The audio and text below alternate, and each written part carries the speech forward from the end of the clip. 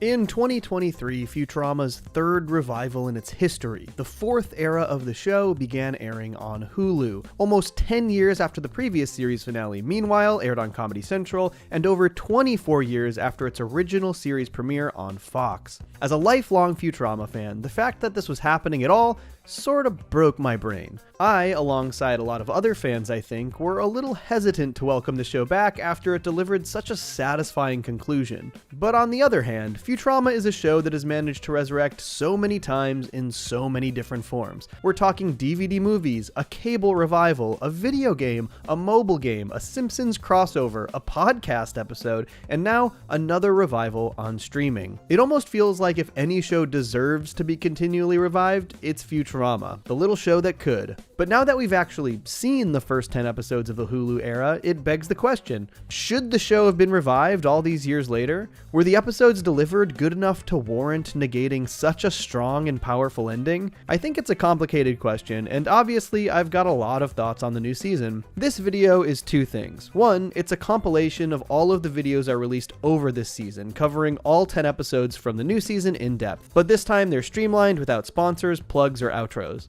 If you've seen them all already, I'm sorry, but I thought having them in one place made sense. And two, the end of the video will be me working through my feelings on the season as a whole, how I feel about the show being revived again, and what I'm anticipating for next year's run of 10 episodes. So, enjoy nearly 2 hours of me breaking down Futurama's first season on Hulu.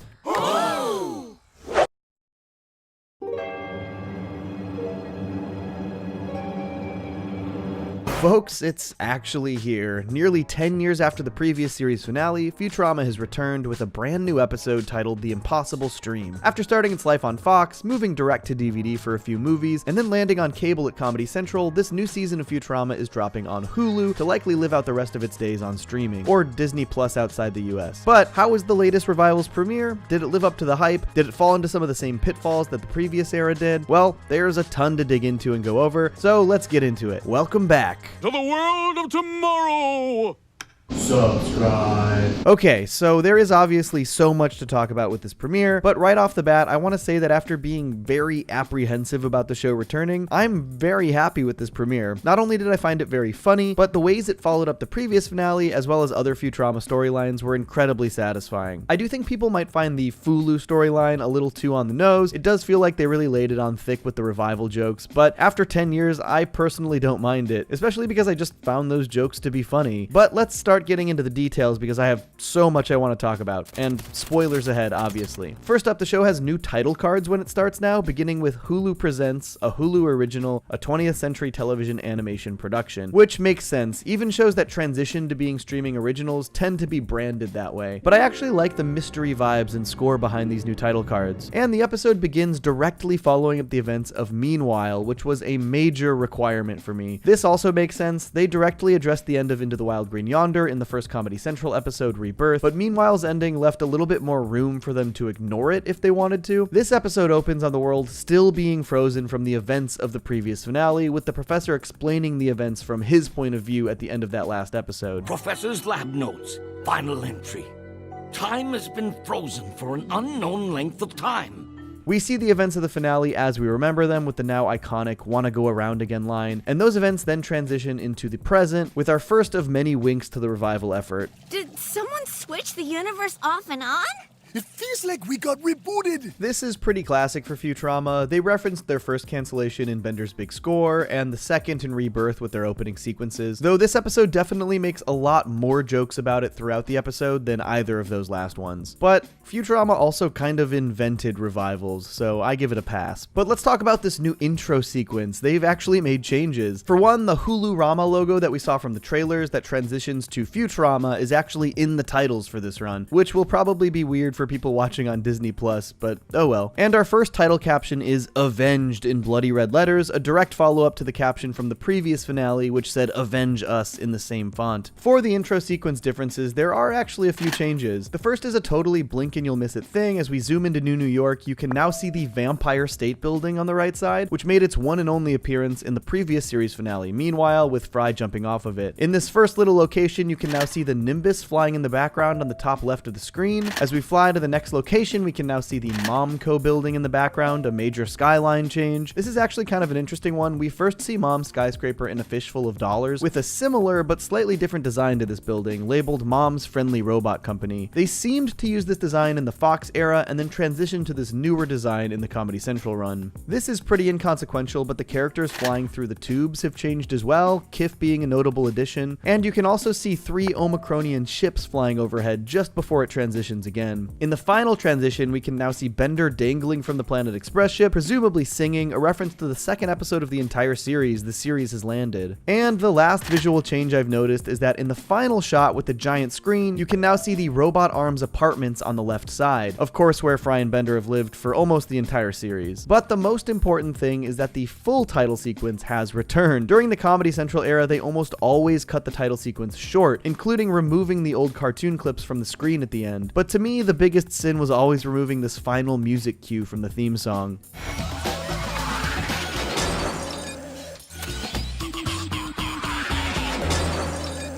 The episode properly starts by actually addressing the 10-year time jump, but explaining it away with the massive disruption in time from Meanwhile, which I think was a smart move. It would have felt weird if the crew had just been on adventures for the past 10 years that we had never seen, but it also gives them an excuse to comedically explain away their canonical ages having any importance. Did we get older? Younger? Science holds no answers. But I love how this transition and the revelation that they're now in the year 3023 leads to the episode premise. And Fry basically has an existential crisis about how long he's been in the future, deciding to set a goal for himself. I also love that the episode is about Leela choosing to support Fry's goal, no matter how stupid it is. It's nice that they're pretty firmly making Fry and Leela's relationship a priority, even in this mostly unrelated plot. Some good reassurance to the audience that they'll handle them well in the revival. Also, let's take a look at this shot of Fry when he sets his initial goal to watch every TV show ever. This is the funniest off-model pose I've ever seen, and I kind of love it. I'm not going to list them all, but the quick scroll down the list of future TV shows has some very funny little details in there. There are literally 66 TV show titles on the list, and you should definitely pause and read them all. Some of my favorites are Mets vs. Godzilla, Disenchantment, the first ever Futurama reference to Groening's newest show, Disenchantment, Alien vs. Predator vs. Bluey, Back to the Present, too many to name really. There's really funny stuff in there. But man, possibly my biggest laugh in the entire episode is the latest Scary Door, or the Scary Mirror, as they acknowledge the rise of Black Mirror as our modern Twilight Zone equivalent. What was once a creepy story about a book is now about an e-reader that's too greasy to hold. Fry ends up deciding to try and binge all of All My Circuits, and they sort of use it as a stand-in for Futurama itself in their meta commentary here. Which final season? They got canceled like 3 or 4 times. It was so great to see more clips of All My Circuits. Those have always been a highlight of the series for me, and the clips we see in this episode are so funny. Calculon! But you weren't due back from the time travel convention until... Yesterday? But I'm glad that they found a way to futurize the concept of Fry binging a show, fitting him into a still suit, a Dune reference, that sustains him while he binges for basically an entire year. It would have kind of been boring if it was just about Fry sitting on the couch watching All My Circuits. And they find a fun way to turn this into a future dilemma as well, with Fry's consciousness being tied to his binge, meaning if the series ends before it untangles, he will die. The solution, again, pretty on the nose, to go to Hulu and get them to start producing more episodes so that his binge doesn't stop. This is definitely the most meta they've gone with a return episode, referencing the cancellation and revival so often, but personally I don't mind it. I think for the most part the jokes are very funny, and it also ties into enough aspects of the show's history to make it a fun ride. The Hulu executives are even the same execubots we saw in Bender Should Not Be Allowed on Television, and other television related episodes, like Calculon 2.0. And they directly address a majorly important plot point from the Comedy Central era to make this actually make sense. There's one teensy hitch. You know the star of the show, Calculon? He's dead. I'm so glad this wasn't something they ignored, and I hope it's a sign that they won't ignore much else continuity-wise while moving through this new era. This truly just felt like it picked up exactly where the show left off. At the end of Calculon 2.0, the robot devil was just fed up with Calculon, so he's of course incredibly eager to send him back to Earth. Oh, glorious rapture.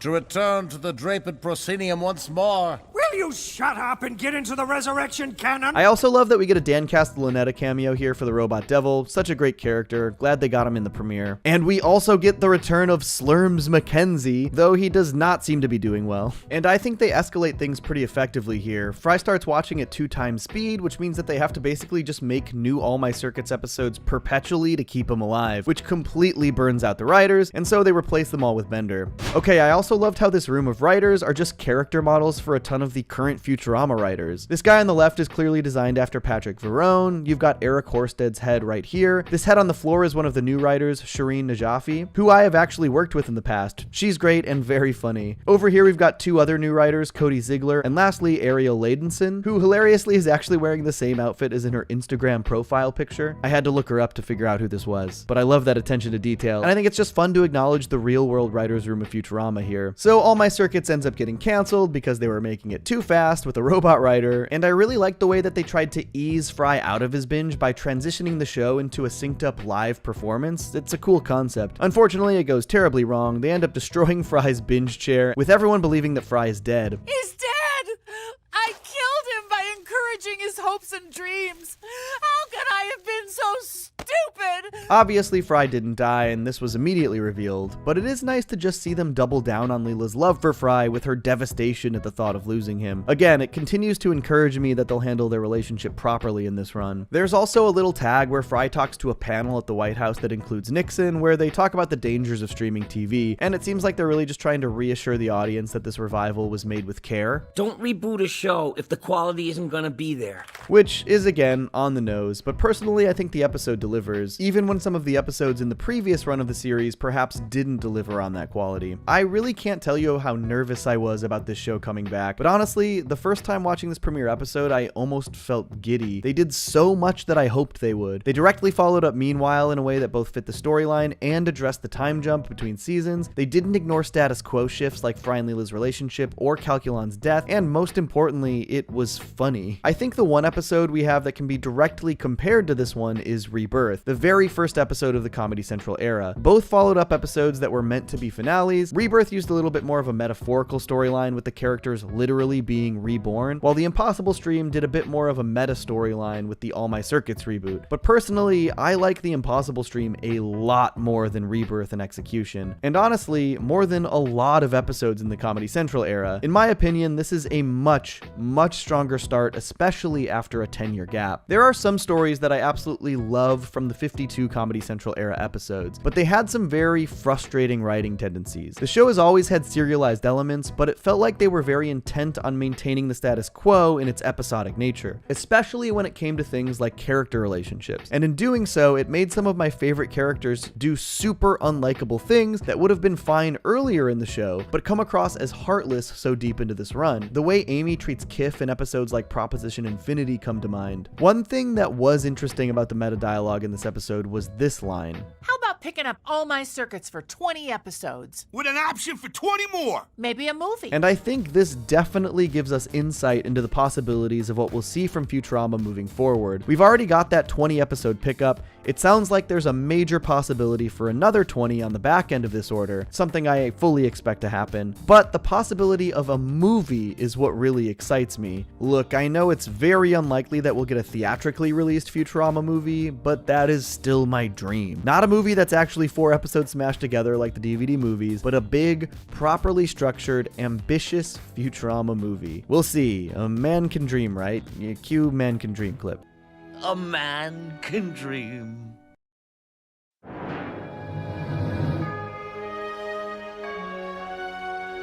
It's week 2 of the return of Futurama, and this time they're directly following up a 20-year-old episode from the Fox era of the show, Kif Gets Knocked Up a Notch. A bold move for only the second produced episode in 10 years. This is a story that people have been wanting to see play out for a very long time, but did it live up to the hype and anticipation? I have a lot of thoughts. Let's dive into Futurama's latest, Children of a Lesser Bog. Who are Watch Treacle. One thing I wanted to point out right off the bat is that these Hulu title cards at the beginning seem to have different music cues. Another small detail that will seemingly be changed for every single episode alongside the title captions and cartoon clips. The episode starts off a little randomly with Fry and Bender creating a honey-based chew candy to replace the residue that Zoidberg sucked off of Fry's jacket. Weird. Lots of honey and sugar going in there. And just a touch of treacle to remind me of my dear departed Aunt Juanita. She drowned in treacle. Did any of y'all know what treacle was? I had to look it up. Kinda curious if I'm the only one out of the loop on this one. After the honey clumps make Amy lose a couple of teeth, she opens her calendar to schedule a dentist appointment, noticing a new event reminder, which kicks off the remaining plot. Honestly, this felt like a flimsy way to connect this opening sequence with the main plot line, but you know what? That's okay. The joke events on Amy's calendar are pretty funny. Frozen yoga, hair extension cut, bacon-wrapped date night, good stuff. But the event reminder is about Kif and Amy's children, following up Kif Gets Knocked Up a Notch, which fittingly aired 20 years ago. In 20 years, they'll sprout legs and crawl back onto land as children. I'll be ready then. I really enjoyed seeing Amy and Kif look back on the events of that episode fondly, and it's a nice use of the classic footage here. Also, did you notice that they're all using iPhones in this episode? I don't think they've used these iPhones since the episode Attack of the Killer App, when they were introduced, which is obviously a much hated episode, but personally, I think that the iPhone aspect is probably the best part of that episode. It had a lot of other really bad topical aspects, and I kind of love to see them use iPhones as the modern technology here. It's a cool piece of continuity that I'm surprised they didn't do in the Comedy Central era. Back to Amy and Kif. I didn't love how they caught the audience back up to speed with the Kif being pregnant storyline narratively. It felt really weird to me that they go into exposition mode to tell the other main characters about the birth of their tadpoles from Kif Gets Knocked Up a Notch. And then as soon as they show them the footage of that episode, we can see that all of them are right there in the footage. They saw it take place firsthand. I understand that they want to remind the audience of those events. It just feels off to me that the characters don't remember it, and I think they probably could have delivered this exposition differently. But these small qualms are overshadowed by sweet Kif and Amy moments. Well, Amy, are you ready now? Having a family with you is the only thing I want in the whole world. This is the dynamic I want to see from Kif and Amy's relationship after all of these years. And with the Comedy Central run treating them pretty poorly in episodes like Proposition Infinity and The Butterjunk Effect, it's great to see them just lean fully into Kif and Amy as a successful relationship that's moving on to its next big stage. This episode also features the return of the Grand Midwife on Amphibios 9, who I guess has only appeared in 3 episodes. I thought she had been in more, but I forgot that she has like 3 titles from The Beast with a Billion Backs: Grand Priestess, Grand Lunch Lady, and Grand Funeral Director. I work 5 jobs, all grand. I guess I was just thinking about all of these jobs and expecting that she had more appearances. The one thing that I did find a little strange about the birth ceremony is that Kif's parents weren't there. They've only made 2 appearances on the show, but all on Amphibios 9 and typically for major events in Kif's life. Not a huge deal, but their lack of presence was felt, especially with Amy's parents being there. And as many anticipated, Amy's father Leo has been recast, now performed by Fyodor Chin instead of Billy West. Fyodor Chin is mainly known for his role as Zenyatta in Overwatch. I'm not an Overwatch player, but people seem to like him in that role. He doesn't sound exactly like Billy West's version of Leo, but I do like his performance here. We wouldn't miss the birth of our grandbabies for $1 million. 'Cause we're so rich, that's like a penny. I gotta say, the winnowing part of the ceremony was really brutal, especially because in the original episode, they fought so hard to allow the tadpoles to even make it to the water, so for most of them to just get eaten on their way out of the swamp by various monsters was a bit shocking. At least there was some nice attention to detail here, with some of the creatures being the same ones that they defended the tadpoles from in Kif Gets Knocked Up a Notch, and I totally understand why they knocked off a bunch of the kids. It would have been a logistical nightmare to try and give Kif and Amy 100 kids. Narrowing it down to 3 gives them a complete family unit that they can very reasonably use in the show when they want to. And they've got cute and fitting names: Newt, Mandy, and Axel. I also really enjoyed how they explained the differences in size for all 3 kids, with them growing at different rates because they all developed in different depths and temperatures of swamp water. In classic Futurama fashion, it's a creative way to use science to give Kif and Amy kids at different stages of development. And I appreciate that they dove pretty firmly into the fact that Leela is the kid's biological mother, especially with Newt having only one eye, which was something teased in the last shot of Kif Gets Knocked Up a Notch. Can I help you? Though I do have more qualms with their exposition dumping again here. Very similar to the problem I had at the top of the episode. They opt to have Leela just not even remember that she was their biological mother, even re-explaining the reproduction cycle of amphibiosians. I don't know. I know it was 20 years earlier, but this feels like a major thing to happen in someone's life. And to me, having Leela just not remember it feels out of character. It does her characterization a disservice in favor of easier exposition, and I think there are other ways they could have re-explained that aspect of the story for the audience. Maybe give Leela a heart-to-heart with Fry about her own nerves surrounding the situation, knowing the tadpoles are biologically hers. In fact, Fry seems like exactly the person who would forget those details, giving an easy opportunity to re-explain them to the audience. Oh well. Luckily, what they do with Leela the rest of the episode really works for me, but we'll get there. They do a pretty great job montaging Kif and Amy's first steps into parenthood, showing that they're both enjoying this new chapter of their lives, but are also incredibly exhausted by it, which becomes a real problem when Kif is called away by Zap on a dupe mission, leaving Amy to parent the 3 kids herself. Since Amy is so exhausted, Leela ends up babysitting the kids, and they all really love Leela. These sequences are really cute, and I love seeing Leela help Amy out and take up this responsibility, but I especially love the personal dilemma it pushes onto Amy. This moment where Amy wakes up from her nap and becomes disheartened seeing how much her kids love playing with Leela might be one of my favorites in the entire series for Amy. I just really love how they used Leela's biological connection to these kids to tell a deeply personal story for Amy. It's such a smart way to build on that storyline from 20 years ago and move these characters forward in meaningful ways. And though we see Amy lose it on Leela because she feels threatened, it leads to this really lovely moment between the two of them. I'm just proud I helped you become a mom. Kif and Zap's mission has some stuff in it I really like comedically as well, particularly meeting this bear biologist who is actually the former whale biologist first introduced in 300 Big Boys. I used to be a whale biologist, but I hate whales. I also enjoyed seeing Kif rescue Zap from these tardigrades,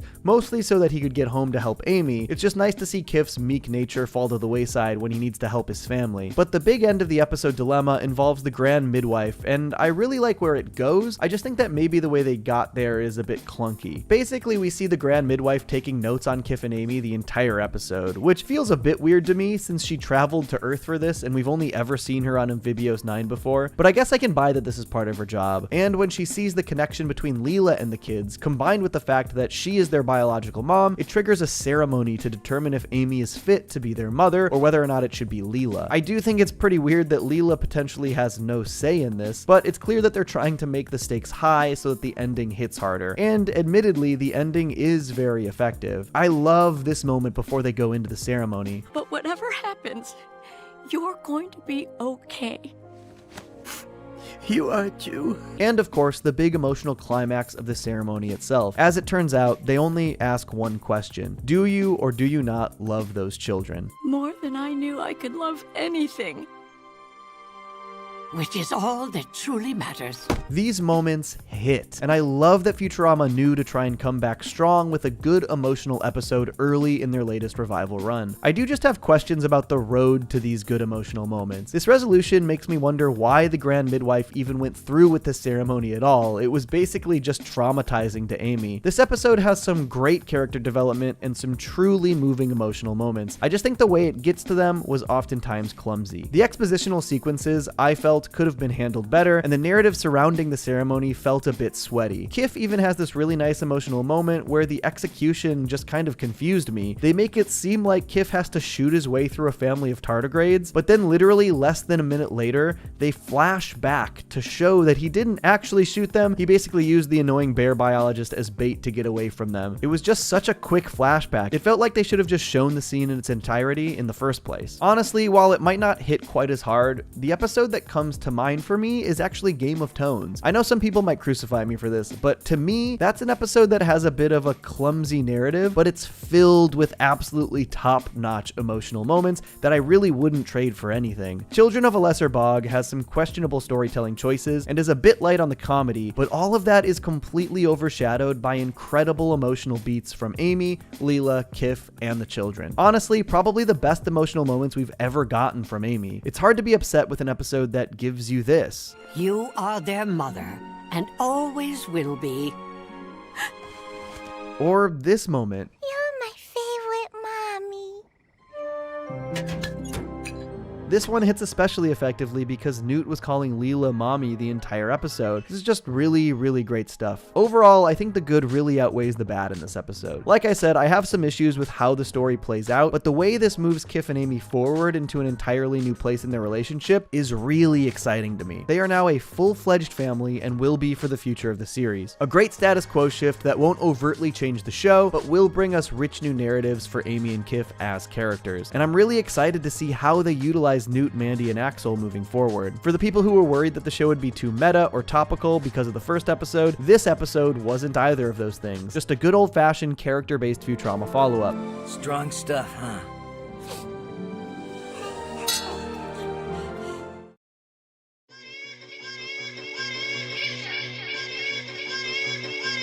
It's week 3 of Futurama's return. The third episode of Futurama's latest revival season is called How the West Was 10100001, which is an excellent title, might I add. And it features some of that dreaded topicality, or dreaded to some Futurama fans. But the episode dives headfirst into not only some topical subject matter, but a full-on Old West themed storyline. And there is tons to go over. Old West. Got it. Okay, so this was an episode that people seemed to be concerned about after the trailers because of its focus on cryptocurrency, and I do understand why people are fearful of topical storylines, but outside of a couple things, I actually think this is kind of the perfect example of how Futurama should be handling topical subject matter. They take a modern concept like cryptocurrency, but rather than just do commentary on the concept, you build out a fun-themed storyline and really lean into it. In this case, Futurama opts to liken the crypto rush to the 1800s California gold rush. Then they take this a step further and give us a fully Old West themed episode of Futurama.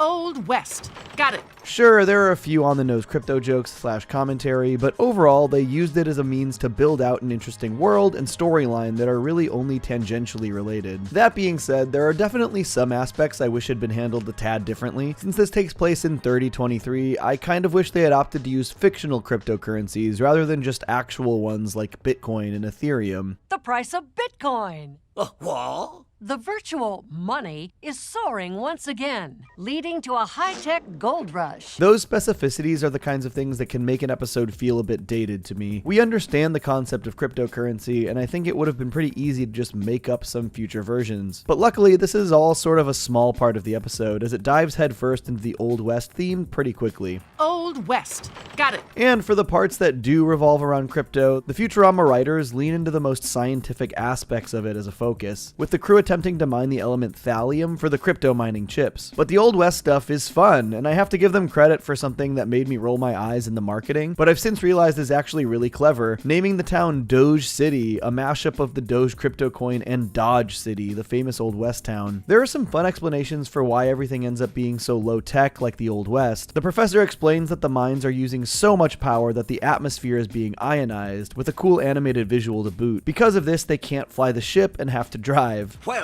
every watt of electricity goes to the Bitcoin mining computers. For everyone else, it's practically like living in the Old West. So while they're all in Doge City, they have to find different roles in the low-tech town. Leela ends up working at the tavern / brothel. Zoidberg just steals the doctor's office after the other doctor was killed by Roberto. Speaking of Roberto, I really love how they westernize him in this one. The gun that shoots knives in particular is so funny. Out here in the West, I need something shootier, like this gun knife I invented stole. In general, it's pretty fun to see the characters in cowboy cosplay, but there are also some pretty great original designs. I'm kind of obsessed with this piano-playing robot. This feels like such a classic Futurama design to me. They also bring back the Borax Kid, who obviously fits in perfectly here, but the Borax Kid is such an interesting case in Futurama. He's just about the only recurring character who was introduced in the Comedy Central era, first introduced in Newtopia, with subsequent appearances in Zap Dingbat and Assy Come Home. And their focus on his gambling and cheating has been consistent in all of his appearances. This was his very first mention. Thanks to you, I lost my bet with the Borax Kid. Then in Zap Dingbat, we see him winning a big pot with a hand in poker at the Most Def Cantina, and in Assy Come Home, he's using Bender's arms to also cheat at poker. Though strangely, at the end of Newtopia, the Borax Kid is drawn at a pretty significantly larger scale than he is in later appearances. He's kind of just towering over the other characters here, but then after this, he's basically human-sized. Though with some great attention to detail, at the end of Newtopia, the Borax Kid proclaims that he has to leave because the Feldspar Queen is taking off, and then when we see him in Assy Comes Home, he he's gambling on a space riverboat casino called the Feldspar Queen. But it's weird that there were so few recurring characters introduced in the Comedy Central era, and it makes me wonder if we're going to get any new ones in the Hulu era. But this episode utilizes all we know about the Borax Kid pretty effectively. He's seen to be an active card cheat, once again playing poker, but this time in the Old West Tavern. By the end of the episode, Fry calls him out for plagiarizing this series of young adult novels from Buffalo Blue Cobalt. The Borax Kid generally seems to be dishonestly making a quick buck. This episode also features a nice little Dwight and Hermes subplot, which I really like to see, especially because Dwight has gotten exactly zero focus since maybe Bender's Game. He makes brief appearances in Comedy Central era episodes, but nothing substantial at all. This is probably the most Dwight-focused subplot we've gotten since the Fox era's 300 Big Boys. In another nice example of the writers paying attention to continuity, we see Hermes really panic and protect Dwight when he sees Roberto.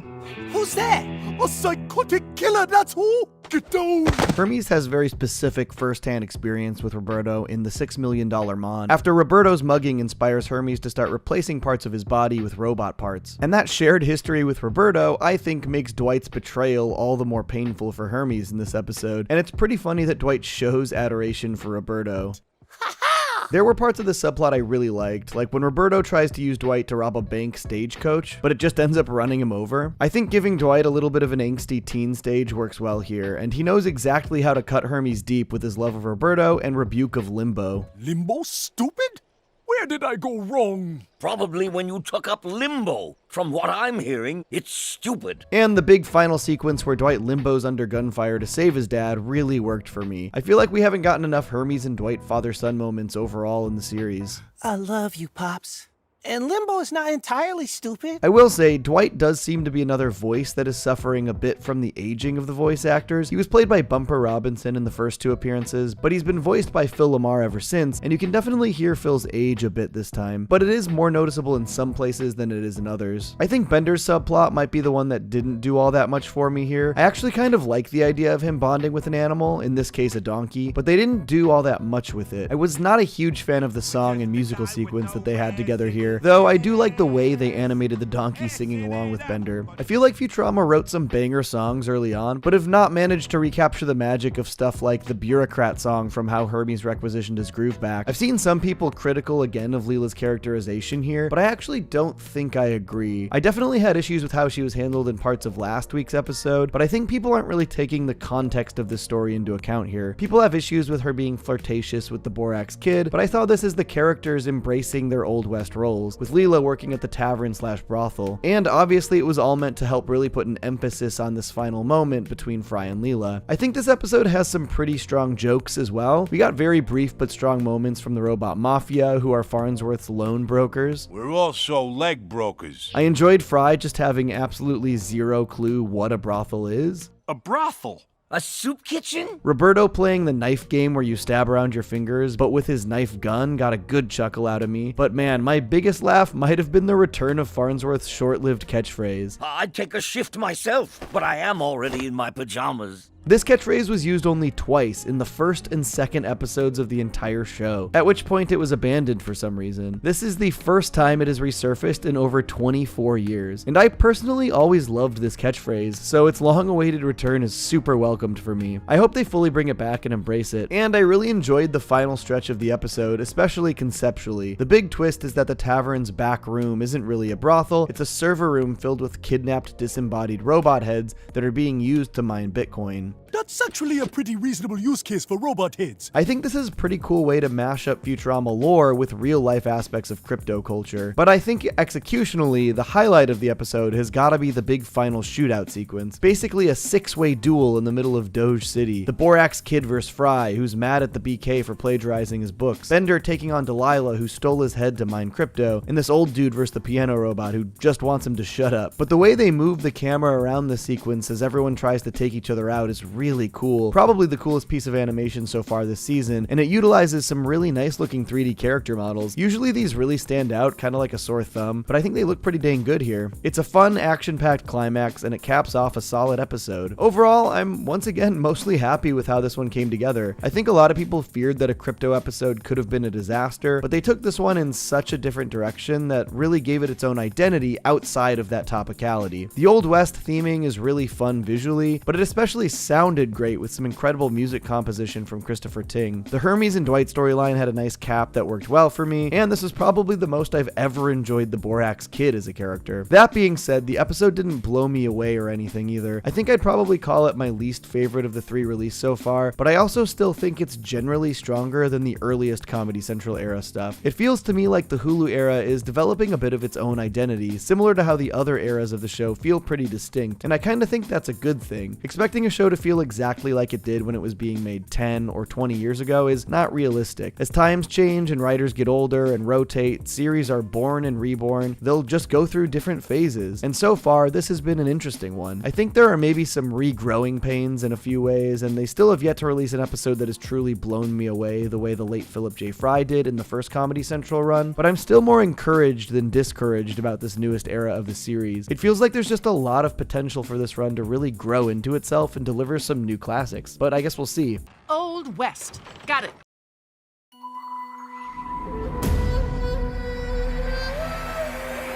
We are 4 episodes deep into the latest Futurama era, and this week's episode is both a follow-up to an absolute classic episode and its first ever Dune parody. It is pronounced Dune. But did Parasites Regained live up to its predecessor, Parasites Lost? Is even a Dune parody too dense for your average viewer? Did I like it? Find out all this and more on this week's Futurama Breakdown. Subscribe. So honestly, the first time I watched this episode, I was not super high on it. Certainly not as high as the characters tripping on spice, particularly because Parasites Lost is one of my all-time favorites, and there was a high degree of anticipation to see how they'd follow it up. But on rewatch, I've grown to appreciate the route they went with a follow-up to such a beloved episode. Even with the inclusion of the worms from the previous story, this one is more of a spiritual successor than it is a narrative follow-up, as both episodes focus heavily on how Leela's relationship with someone she cares about changes as that person is affected by these worms. Honestly, I have grown to appreciate how Nibbler still primarily acts like a pet, even though he's revealed his hyper-intelligent nature to the entire crew so many times at this point. I guess he just likes going out on walks,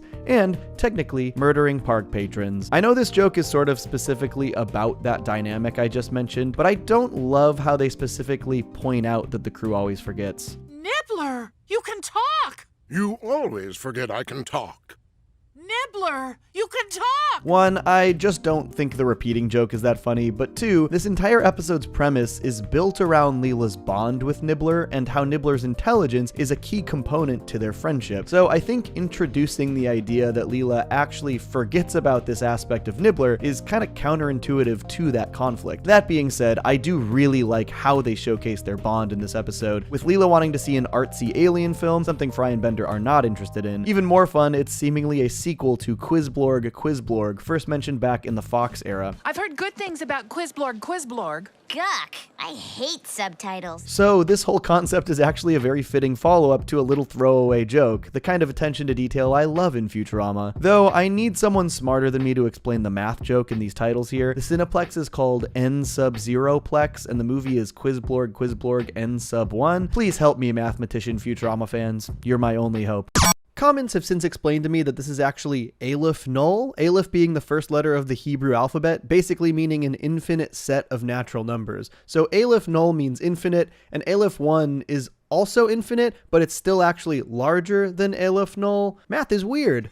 But I do love that this is the winner of the Palme d'Or knob. Film nerd jokes are way more my speed. Did anyone else translate the alienese when they were watching the movie here? The first subtitle reads laughter, which is of course when the crowd starts crying, and the second reads sorrow right before they crack up laughing. A fun layer for the fans who over-obsess with these details like I do. I love the detail that Nibbler and Leela are having tea at the same little cafe as Fry and Leela from Parasites Lost, down to the same teacup and pot. In both episodes, it's one of the places where Leela is really recognizing her bond and connection to the other person. Though obviously in one, it's post-worms and one, it's pre-worms. But the way this episode really subverts its predecessor is by having the worms affect Nibbler differently, actually dumbing down his intelligence, as opposed to Fry, who became his best self with the worms' help. The first being more about Fry's own journey and determining if he could be happy with Leela, knowing that it was just the worms who improved him, and the latest being a bit more about Leela's struggle, losing the nature of one of her friendships because of the worms. I did enjoy some of the ways Nibbler showcased his newfound stupidity. Make it American, in individual plastic-wrapped slices. Though,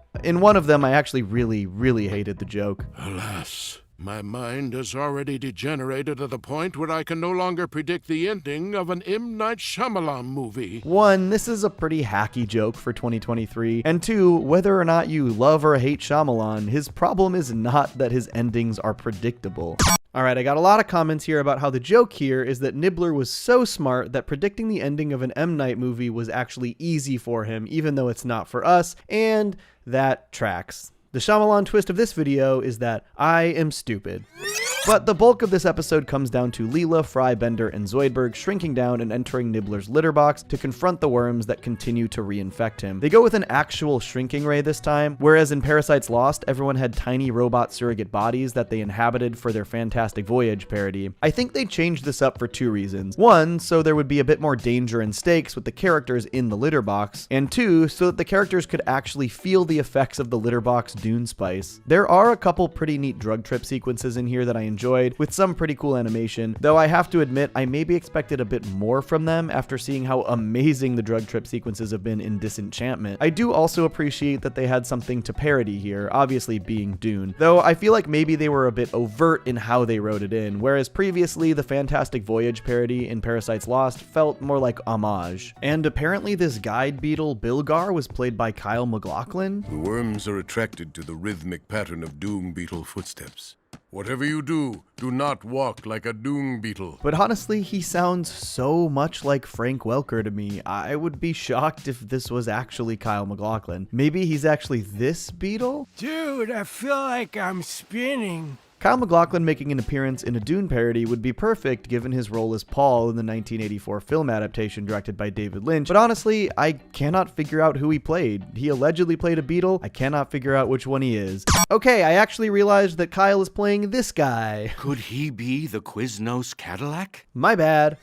And this is the second time this season a relatively big-name guest star is tough to spot in the episode. Cara Delevingne apparently played the makeup robot in the premiere, and her only line was screaming as the Execubots crushed her. Super weird. But after traversing the desert, the gang comes face to face with the worms from Parasites Lost. I know you. You're those worms that used to live in my tum-tum, only you made me smarter.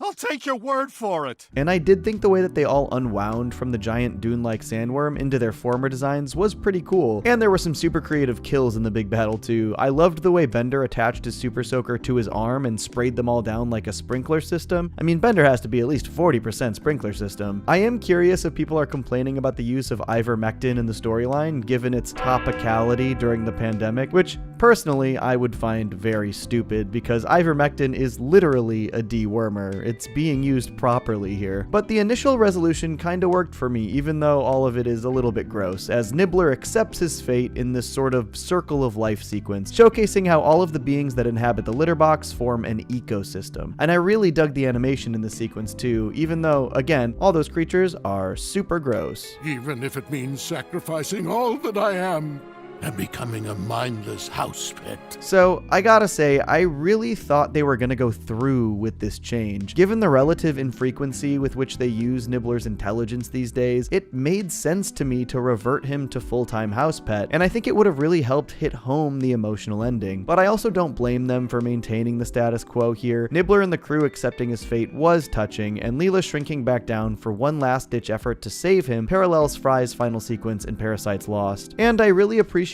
the final resolution, as Leela tries to determine why the parasites made Fry smarter, but Nibbler dumber. You worms have been weakened by sub-parasites.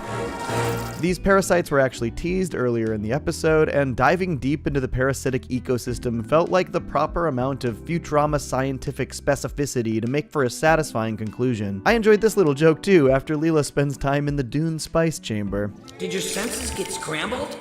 Nah, it's fine. There are a few solid jokes that felt like classic Futurama in this one. I loved this 1-2 punch about Bender's familial lineage. My grandfather was a pounder. Hey, I guess that makes me a quarter pounder. And I loved the return of this classic Hermes runner with a very little twist.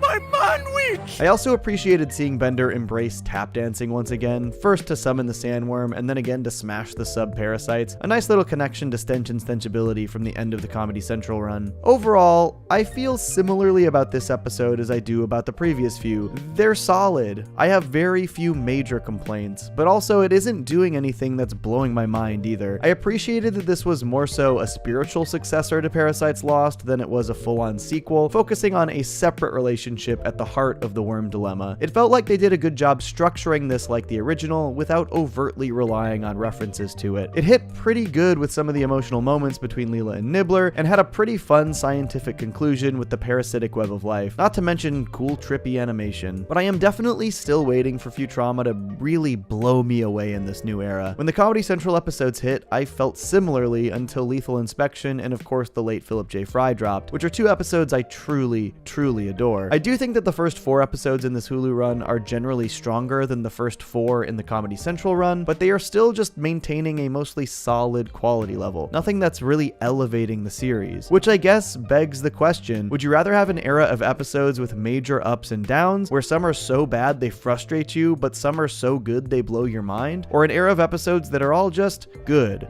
Nothing amazing, nothing awful. Just good. I'm really grappling with this idea now that we're in our 4th era of Futurama, but we're also so early in the run, a banger could drop any week, or maybe even next year that will make it all feel super worth it. Really? Because I'm seeing poop. Open your minds and see as I see.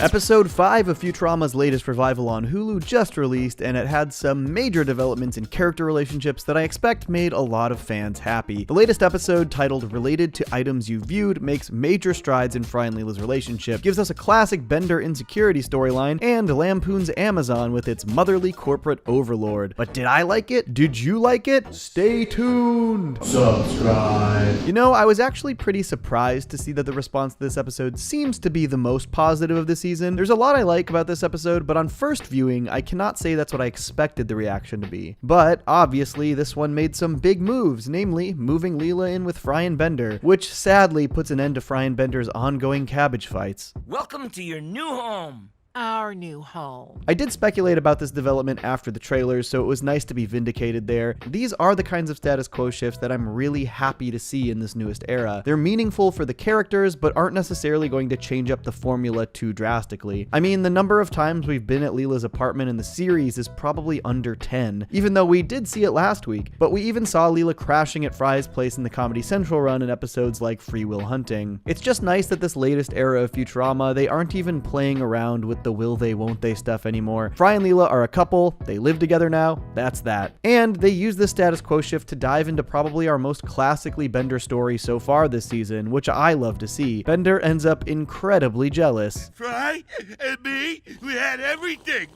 Cabbage fights, everything. Bender's insecurities are just classic Futurama subject matter, and this is a perfect inciting incident to set off one of Bender's fits of jealousy. A good comparison is Jurassic Bark, where he gets wildly jealous when Fry starts preparing to bring Seymour back from fast fossilization, or The Beast with a Billion Backs when Fry moves to Yivo's universe. So yeah, this felt like the perfect combination of stories. A Fry and Leela development that's a long time coming, leading into a complete Bender drama queen storyline. I particularly love how at this point everybody is just kind of over Bender's drama. He's absolutely sobbing at the Planet Express roundtable, and exactly 0 people care about it. You want to know why I'm crying? I'll tell you why. Here we go. The other major aspect of this episode is that once again Mom is running Planet Express out of business, but now in 3023 they've had MomCourt evolve into the future equivalent of Amazon. I mean, it's pretty clear, it's called Momazon, though it's definitely a bit of a departure from the writer's feelings on Amazon in the early 2000s. I'm gonna take this and buy 5 shares of Amazon.com.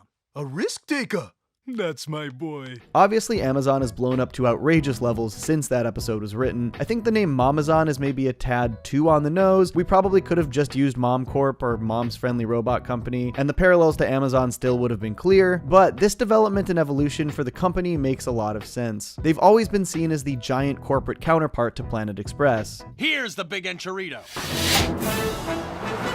Mom's Friendly Delivery Company. previously they were just seen as being on an entirely separate level to Planet Express. The only one who considered going toe-to-toe with them was that guy in Future Stock. Hermes kind of summed it up perfectly here. We can't compete with Mom. Her company is big and evil. Ours is small and neutral. But one thing we've seen in the 20 years since that episode was written is how large Amazon has become, and the ruthless tactics they use that ultimately drive smaller companies out of business, undercutting prices because their profits are so large elsewhere that they can afford to do it. And that's exactly what we see Mom doing in this story. We're being driven out of business by Mamazon. We can't compete with their free deliveries. This episode also heavily features the moon, which is the location of Mamazon's warehouse, and so we get glimpses of most of our known moon inhabitants. It's funny, I hadn't really thought about how there's still so little on the moon in the future. Pretty much just Luna Park, as seen in the series, has landed, and later Meanwhile, this moon farmer's farm, seen in a few different episodes, and this town settlement called Aldrin's Gulch, obviously named after Buzz Aldrin. It was first seen in The Silence of the Clamps and revisited for the first time here in this latest episode. The town looks just about the same in this one, with a couple of changes to the building's signs. Classically, they were super attentive to detail here. Pretty much all of the moonfolk protesting Mamazon at the town hall meeting could be seen as background characters back in Silence of the Clamps. Plus, we get nearly every moon character that's ever had a speaking role, including the farmer and his 3 robot daughters, the Luna Park mascot Craterface, and Sheriff Furley, who was first introduced in Silence of the Clamps. Mom ends up interrupting the ruckus to try and bribe the moonfolk into accepting the Mamazon warehouse, and this entire scenario feels very reminiscent of Mom's first ever appearance, when she interrupted the auction to try and outbid Fry for the anchovies back in A Fishful of Dollars. All this is to say, I appreciate that when they utilize previous characters and locations, they make sure they maintain that attention to detail. I don't know how many fans remember someone like Sheriff Furley, but here he is, back at Aldrin's Gulch, as he should be. He's their sheriff. I also have to say, of these first 5 episodes, this one looks the best for sure. It feels like the animators were really getting their feet back under them, with characters occasionally looking a little bit off model, but this one seems to have mostly found their footing. Plus, it has some incredibly detailed sequences, particularly the Mamazon warehouse. This thing is so dynamic, so many characters, and the widest shots have tons of 3D models for robots and drones that blend in seamlessly. And with so many robots enjoying each other's company, this ties into the ongoing Fry-Leela Bender conflict, as Bender decides to quit Planet Express and join Mamazon. There's thousands of robots to hang out with. And if a couple hundred get girlfriends, leaving me alone and devastated,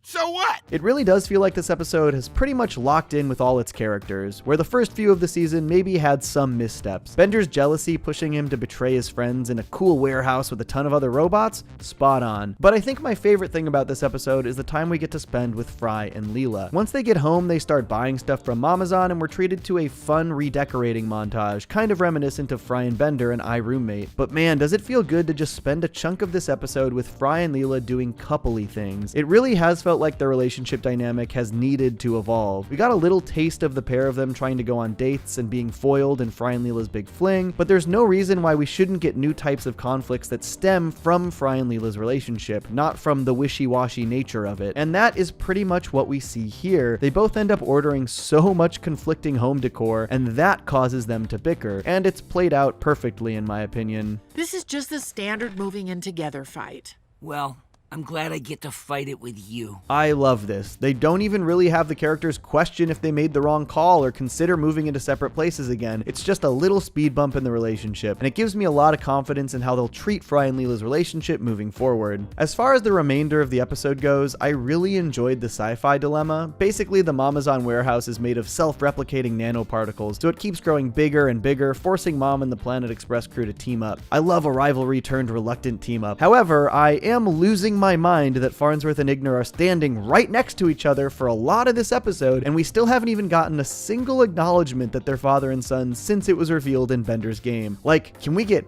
anything? What was the point in that reveal if it was never going to be of any consequence ever again? God, Bender's game frustrates the hell out of me. I personally loved the resolution to this episode too, and they set it up so well. They failed to get into the warehouse because Mom's invasive AI had locked even her out of it, but the self-replicating particles of the warehouse basically expand beyond the ship and the characters, placing them into the warehouse so that they can then save Bender. And though this made it very clear to me what the ultimate resolution would be, I still loved the execution. Basically, everyone is prepared to die since the sun has been blotted out by the warehouse, when the warehouse ends up expanding beyond the sun. If these smells are correct, it will soon contain the entire known universe. Not only did I love this resolution on a sci-fi level, but on a commentary level too. Amazon is fucking everywhere, man. You cannot escape it. Also, this was like the 4th time that Fry and Leela said goodbye to each other around this part of the Planet Express building. Farewell to Arms and Overclockwise come to mind. Also, damn, Farnsworth was the standout character comedically in this episode. The amazing Meccano Man in trouble?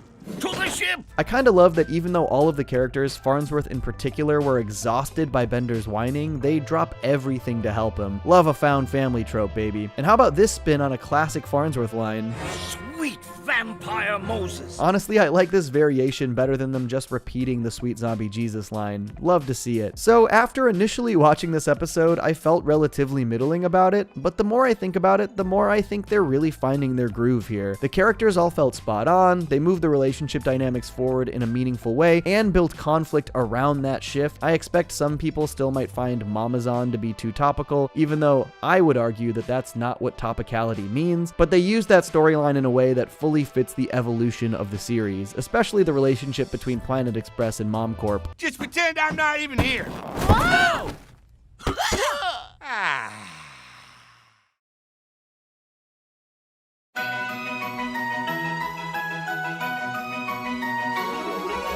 There's a holiday for everyone. And that holiday is Xmas. It is Xmas in August. We are 6 episodes deep into Futurama's first Hulu season, and they just gave us the first real canonical Xmas episode since literally 2001. Wild. And honestly, this is my favorite episode of the season, easily, delivering not only a great holiday-themed story, but a super fun time travel caper. I have almost no issues with this episode and so much to rave about, so let's just dive right in and talk about I Know What You Did Next Xmas. Subscribe. In the history of Futurama, we've really only ever gotten about 4 Xmas-related stories. In the Fox era, we had 2 classic Xmas episodes, Xmas Story and A Tale of Two Santas, and those 2 honestly remain just about the only 2 real canonical Xmas-themed episodes in the entire show's history. We of course also got some Xmas-themed segments in the first DVD movie, Bender's Big Score, but it's hard to consider that story to be Xmas-themed, despite making it into the narrative a little bit. In the Comedy Central era, we only got a single holiday episode, and it was one of the anthology episodes, the Futurama Holiday Spectacular, all of which is entirely non-canonical. So even though this released in August, it's pretty cool to finally get another real Xmas-themed episode after 22 years, and damn did they deliver. As any Xmas story should start, the crew is making preparations to defend from Robot Santa's Xmas assault.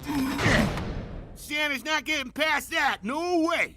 Unless he knocks it down or something. This episode honestly features some of my favorite ever Bender acting from John DiMaggio. I swear every other line is just absolutely perfect delivery. I know what you did next Xmas. Okay, random. But this episode does something pretty cool. It actually shows us the origin of Robot Santa. Sort of. We had previously heard his origins when he was first introduced back in Xmas Story, but this time we get to see the events in a Rankin and Bass style animated Xmas special, and they did such a great job naturally reintroducing this exposition to the audience. I complained a bit about how they handled exposition in Children of a Lesser Bog, and it feels like this one really figured out exactly how to fit this reacquainting of the Robot Santa origin into the narrative in a way that makes sense. Since this is Amy and Kif's kids' first Xmas, they all sit down to watch the special and they learn the history of Robot Santa. They took one of the newest developments from the Hulu season and used it seamlessly to reintroduce the audience to Robot Santa, just really smart storytelling. Plus, there's a really fun subversion, since kids usually get upset when they learn Santa isn't real. This time they're horrified because of how violent Santa is.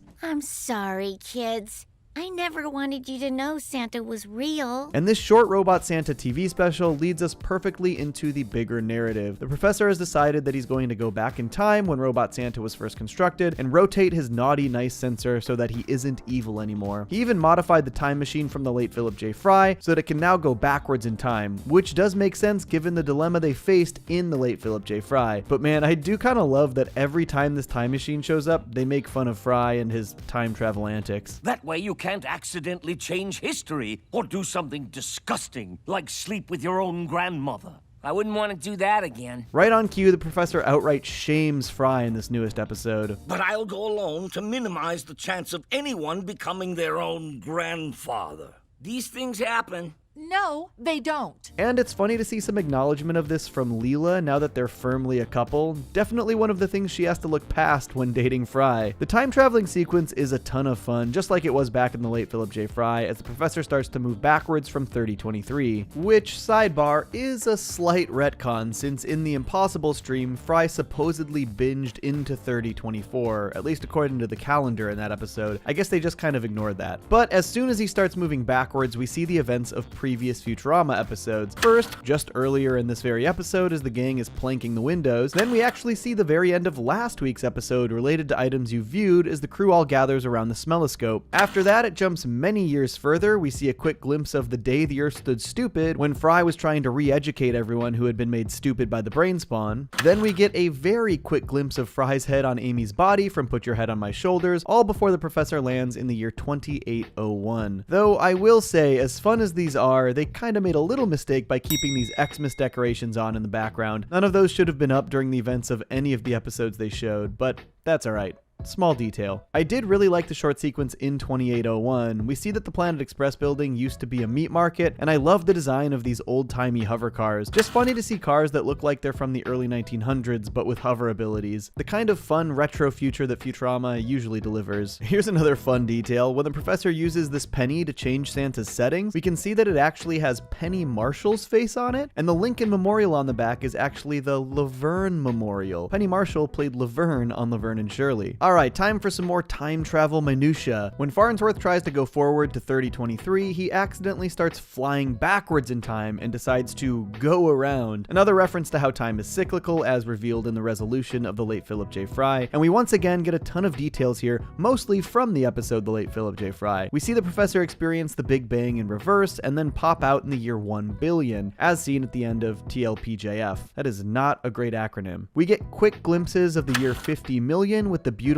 Woman Society, the year 10 million with the robot apocalypse, the year 5 million with the human race descendant flying Smurf dudes. For some reason, we briefly see the barren Earth again from the year 1 billion, not exactly sure why, that might be a mistake. Then we get the frozen cityscape from the year 105. For just a few frames, we see all of the different statues of liberty of different species from the year 10,000, and then the good stuff. We get a quick look at the Planet Express building, and we can see a giant Bender punch through the wall and then walk off into the distance. Obviously, we've seen Bender become giant in Anthology of Interest 1, but that was just a what-if machine scenario, not canon. However, I'm thinking that this might be alluding to a future episode. There's actually this really cool ad in Times Square in which you can see Bender getting zapped by the professor's growth ray, blowing up to giant size. This hasn't been in any episodes this season. Maybe it's just something they cooked up for the amazing Times Square ad, or maybe it's something coming this or even next season. Futurama has hinted at future stories like this before. Okay, but then, probably what lots of people are talking about, a few frames of the inside of Dreamland Castle from Matt Groening's other series, Disenchantment. We get a glimpse of Bean, Lucy, and Elfo all hanging out in this room, which is actually the very same room that held its own Futurama Easter egg back in its season 1, where we get a quick flash of Bender, Fry, and Farnsworth in this very time machine. This obviously is going to reignite the Futurama Disenchantment shared universe discourse, and I will absolutely be participating. Stay tuned for a new video tomorrow where I break down all of the evidence and possibilities here. Though this shot of Disenchantment taking place before the giant Bender, timeline-wise, doesn't really make sense, but we'll go over it tomorrow. Anyways, let's dive into the episode proper.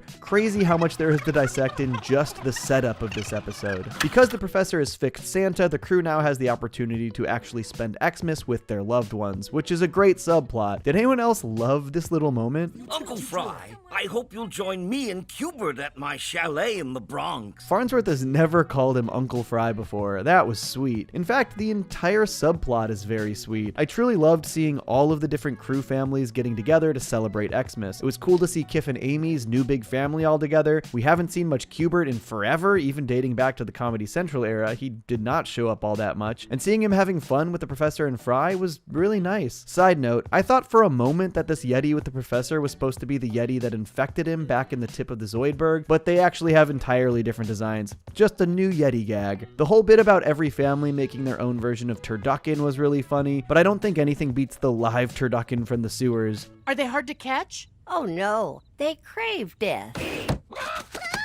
I was also a huge fan of this little exchange between Fry and Leela's grandmother. He calls her the Rose of the Sewers, a nice little nod to her land Titanic origin from The Mutants Are Revolting, Rose being the character in the film Titanic, obviously. Leela, if you don't marry him, I will. And it's nice to see them explicitly tease a real marriage between Fry and Leela too. All of these family-centric subplots were really lovely, the kind of heartwarming stuff I crave in Futurama, but they also did not sacrifice the comedy. And the families all spending Xmas together sets up the true A story, which is that the only two crew members without a family, Zoidberg and Bender, end up spending the holiday together. Now, I know this one aspect is going to upset some fans, and I was bummed at first too. The episode never mentions or acknowledges Zoidberg's girlfriend, Marianne, suggesting that they may just be ignoring her outright in the revival. It's obviously possible that they could bring her back in future episodes, but the lack of any mention of her here definitely seems suspicious. I think they could have probably explained away her absence in a single line, that she's spending the holiday with her family overseas or something. She did have a British accent after all, but even if they don't bring her back, I do understand why they would go this route, even though it's a bummer to longtime fans of the show. The reality is that the only real reason Zoidberg had this development was because the show was coming to a close back in 2013. It was the penultimate episode of the Comedy Central run, and they wanted to give Zoidberg his happy ending. Zoidberg's entire shtick is being lonely and pathetic, and while I do wish they would try their best to maintain that shtick with Marianne in the picture, it totally tracks that they might want to revert him to his single status. But this is literally my only gripe with this episode, because pairing Zoidberg and Bender works brilliantly here. It's kind of crazy that across all of the previous eras of the show, we never really got a proper Zoidberg-Bender team-up episode, and even though Bender has historically been super antagonistic to Zoidberg, I'm shocked they didn't make this pairing sooner, because they actually have a lot in common. At their core, both Bender and Zoidberg want to be loved and appreciated. We've seen numerous episodes where Zoidberg seeks companionship and friendship. We've seen countless episodes where Bender gets jealous or attempts to achieve something that will leave him adored or remembered. Seeking that kind of connection is a major part of both of their personalities, and so I loved seeing them commiserate over their lack of familial relationships, which leads them to this conclusion. We could drunk drive the time machine to last Xmas and kidnap him. Then he won't be able to deliver presents this Xmas. So their jealousy leads them to try and ruin everyone else's Xmas, which is very Bender. Usually through the adversity he faces, Zoidberg maintains a really sweet and positive outlook, but I actually love seeing Bender be the bad influence on him. It kind of reminds me of the two Zoidbergs wallowing in anger in the Farnsworth paradox. And this is the real highlight of the episode, in my opinion. Zoidberg and Bender not only perform a time kidnapping of Santa, they eventually end up murdering him. This is the Bender and Zoidberg have to hide a dead body episode. Just comic gold. And I did not expect that seeing Zoidberg do the Bender would give me like a heartwarming feeling, but here we are. Do the Bender! This entire storyline is not only hilarious, but shockingly heartfelt, with Bender and Zoidberg finding refuge in each other through their own insecurities. You know, Zoidberg, you're only half as bad as I thought you were. That means a lot. And every single way they tried to dispose of Santa's corpse was super funny. And obviously throughout this process, Bender and Zoidberg's newfound relationship really starts to fall apart. I wish we'd never become friends. We're not friends, and we never were.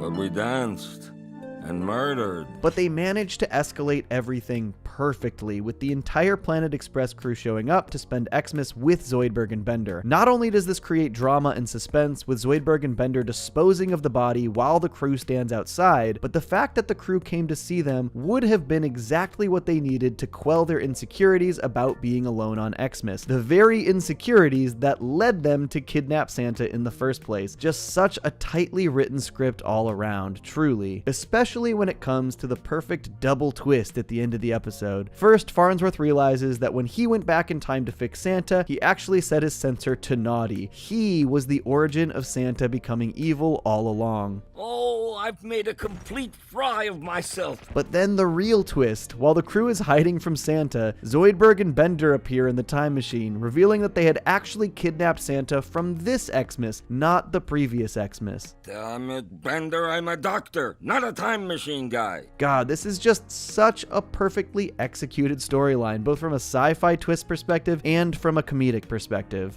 I think I speak for everyone when I say, There were even hints early in the episode that this was happening, and even though I saw them, I totally misconstrued them as lazy animation. When Zoidberg and Bender first kidnap Santa, I noticed that on the wall you can still see all of the tiny stockings for Nibbler's worms, as well as the 3 below Amy stockings for her kids. And I realized that if they had gone back to last Xmas, those stockings shouldn't have been there since they're all new developments. But stupid me, I thought this was just them being lazy with swapping out the backgrounds and that it was a mistake. As it turns out, it was a hint all along. The episode maybe ends the tiniest bit unceremoniously, after the reveal that the I know what you did next Xmas threats were all because Santa knew Bender became friends with Zoidberg. But man, I have so little to criticize about this episode, especially with the Kwanzaa rap to close things out, along with a gorgeous in memory of Coolio end card. This very well may be Coolio's final on-screen appearance, and it really hit hard that they were able to wrap the episode up with this tribute. Rest in peace, Coolio. I had access to screeners for these first 6 episodes since a bit before the season started airing, and this was the one I've been most excited to talk about and hear people's reactions to. I've rewatched it maybe 4 or 5 times at this point, and it honestly just keeps getting stronger. Easily the standout so far this season. It feels like the show is mostly firing on all cylinders here. Incredibly strong character work with such a fun pairing, wildly funny storyline,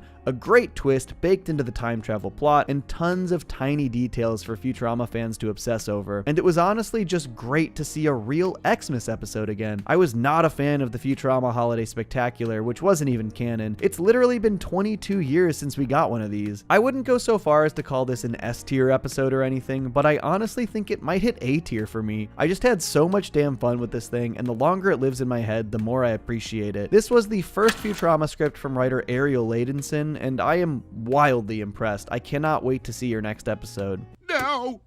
No! You take Amy's Venmo?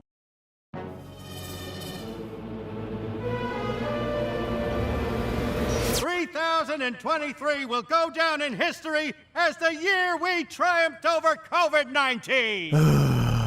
Well, we've reached it. Possibly the most dreaded Futurama of all time, the COVID episode. I've been a Futurama fan for most of my life, and I've never seen the kind of nervous anticipation from fans that has led up to this episode. Which does make sense. Some of the worst received episodes of the Comedy Central era were very topical, and coming back after 10 years with a COVID parody sounds like the exact type of topicality that would concern fans. Myself included, but was the concern warranted? Were they able to give enough of a future spin on the pandemic and lockdown to make it an enjoyable watch? Let's take a look at Futurama's latest, Rage Against the Vaccine, which, I have to admit, despite topicality concerns, that's a top-tier title. Subscribe. So obviously Futurama is no stranger to parodying modern-day events, but it does seem that the longer the show has gone on, the more on the nose they've gotten with some of their parodies. Sometimes these things end up aging fine, and sometimes they end up really dating the episode. I think the example most people look to is Attack of the Killer App in the early Comedy Central era. There are multiple things that are topical about this episode for the time, some of which aged just fine, and some are just barely even comprehensible as jokes anymore. The entire iPhone storyline in Attack of the Killer App has actually aged fine. People geeking out about new technology has proven to be a pretty timeless phenomenon. However, specific jokes like Leela's Susan Boyle just age the show horrendously, and were not even particularly funny to begin with. So where does an episode like Rage Against the Vaccine fall on this spectrum? Well, like Attack of the Killer App, it has a little of both sides. I don't particularly think the future dealing with a pandemic is something that should be off limits. That's not a concept unique to our time. In fact, episodes like Cold Warriors already flirted with this type of storyline previously. However, a lot of the jokes in this one are so specific to our experiences dealing with COVID and lockdown. It's hard to see them aging particularly well. That isn't to say it's all bad. I did get some good laughs in this episode, and they do a decent job futurizing their version of COVID and molding it around the lore and world building. But a lot of the topical bits stick out like a sore thumb. I did enjoy their take on COVID, which is dubbed Explovid and is basically a rage virus, hence the title Rage Against the Vaccine. Symptoms include blinding, uncontrollable anger,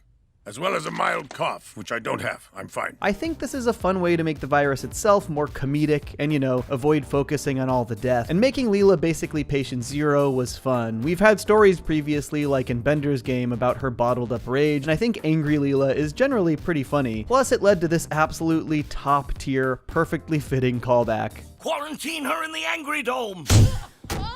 Stupid, stinking lousy, no good son of a... So yeah, there is some really fun stuff in here, but again, some of the more specific commentary on lockdown life felt pretty tiresome for me. The Explovid tests were a little on the nose, or should I say in the nose. I did not love seeing those cotton swabs jammed that far, borderline body horror for me. And everyone using Gloom, the obvious Zoom parallel to try and work from home, felt like the most direct they could have been. What frustrates me about this one is that these jokes feel like they could have been in any sitcom in modern times doing lockdown humor. While I do appreciate how uniquely awful each crew member's camera angle is here, there's almost nothing future about this. It feels like they could have come up with some kind of newer future technology as a work from home fix. Holograms, surrogate robot bodies, stuff we've seen shades of before in Futurama, future work from home solutions that bring about their own future problems, not just showcasing the exact issues we faced in the 2020s dealing with Zoom. This is why I think the iPhone in Attack of the Killer app ages pretty well, because it was a future technology, it wasn't just a smartphone. Visually, I did enjoy some of the mask humor, with every single character wearing the masks differently, but again, so on the nose, or off the nose, depending on who's wearing them. Would we really expect them to still be using these type of cloth masks in 3023? There's really no available future masking technology at this point. I just think there are adjustments here that could have made the episode feel set more in the future. They maybe would have had to work a bit harder to find the comedic parallels, but I really think Futurama is the show that could have nailed those types of gags. While some of these pandemic-specific topics were a bit rough for me, there was one aspect of the episode that I unabashedly loved. Irrational rage, spread through saliva and spit,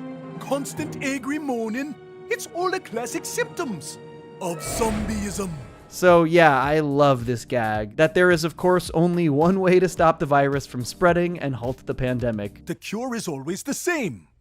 Voodoo. Futurama being such a fiercely scientific show and then opting to create a solution to its real-world COVID parallel using spiritual magic is so funny to me. And though there are some character aspects to this subplot that rub me the wrong way, I do think it's generally the funniest part of the episode. And it was nice to get a bit more of La Barbara in this story. Zombieism killed my father, then brought him back to life. But I think if I had any structural criticism of the episode, it's that it has a lot of disparate stories and feels a bit all over the place. It wasn't necessarily that I disliked them all. I liked some more than others, but the episode feels a tad chaotic in its presentation. I loved subplots like Fry missing Leela and trying his best to cater to her while she's sick and quarantined in the Angry Dome. You'll get sick and probably beat up. I don't care. I can't stand being apart any longer. I'm coming in. This was a small part of the episode, but it's just another example of how the show can create quality conflict within Fry and Leela's relationship, and not because of its previously wishy-washy nature. Also, I really laughed at the screen that they used to see into the Angry Dome is called Mad TV. That's very stupid, and I like it a lot. The story was once again very on the nose with its vaccine commentary, whether it's commentary on the multiple companies creating them, people's skepticism of the vaccines, social media reactions to them. It was pretty much all right there, which I did not love. However, I did love that they brought in Wernstrom with the rival vaccine to Farnsworth's, pretty much a perfect way to implement their antagonism towards each other within the story. Really reminiscent of classic episodes like A Big Piece of Garbage, or even the Dimondium-Dimondylium rivalry from The Beast with a Billion Backs. It was also funny to see Dr. Banjo make his third appearance as a vaccine skepticist, pretty much the perfect role for him. Banjo first appeared as an evolution denier in A Clockwork Origin, and made another appearance running a zoo on an ape planet in Fry and Leela's Big Fling. Dr. Banjo being more anti-science gives him a different flavor of rivalry to Farnsworth, as opposed to Wernstrom, who is also a scientist, and it was cool to see both of those rivalries play out simultaneously. I think I half appreciated how they used the Omicronians here. The whole spreading misinformation about the virus over social media felt a tad uninspired, but I did love that they were the reason for the Omicron variant of Explovid. I know that might be the kind of on-the-nose joke that I've been taking issue with, but using the Omicronians for the Omicron variant is just very funny to me. Good wordplay. But I'm sure you can see how there is just so much going on with the Explovid storyline here. I know they're trying to hit all of the pandemic beats, but it all being condensed into a single Futurama episode makes it again feel a bit chaotic. And while the Hermes subplot in the other half of the episode stayed mostly focused, it felt very fetch questy, with Hermes traveling all over New Orleans trying to find this voodoo solution, which added a bit to the chaotic feeling of the episode. But overall, the journey was probably my favorite part. I even appreciated just seeing Grand Cylindrical Station, which is such a cool idea and design design. Hermes taking this kind of mass transit was really great world building for Futurama. We rarely see these aspects of Earth since our characters mostly just travel in the ship, but exploring how other people have to travel further around Earth was sort of a long time coming. I'm surprised we didn't get more of this before, and the fact that it's a tube-based train system is the exact type of retro future tech I want to see out of Futurama. It was also cool to see other areas of Earth. Futurama has such endless opportunity to travel around the entire universe that it sometimes feels like we don't actually see all that much of future Earth itself. We see a ton of New York, we've been to Los Angeles and Hollywood a couple times, they visited the Vatican in that Da Vinci episode, but I can't really think of all that many other examples. So visiting New Orleans was welcomed for me, and I really enjoyed the designs and backgrounds here, and the graveyard in particular had a design I really appreciated. New Orleans is famously below sea level, and so their cemeteries cannot actually bury bodies in the ground. It's a biohazard, so they did a cool job with these mausoleums and above ground graves. Also, did y'all notice the alienese on this one? Translates to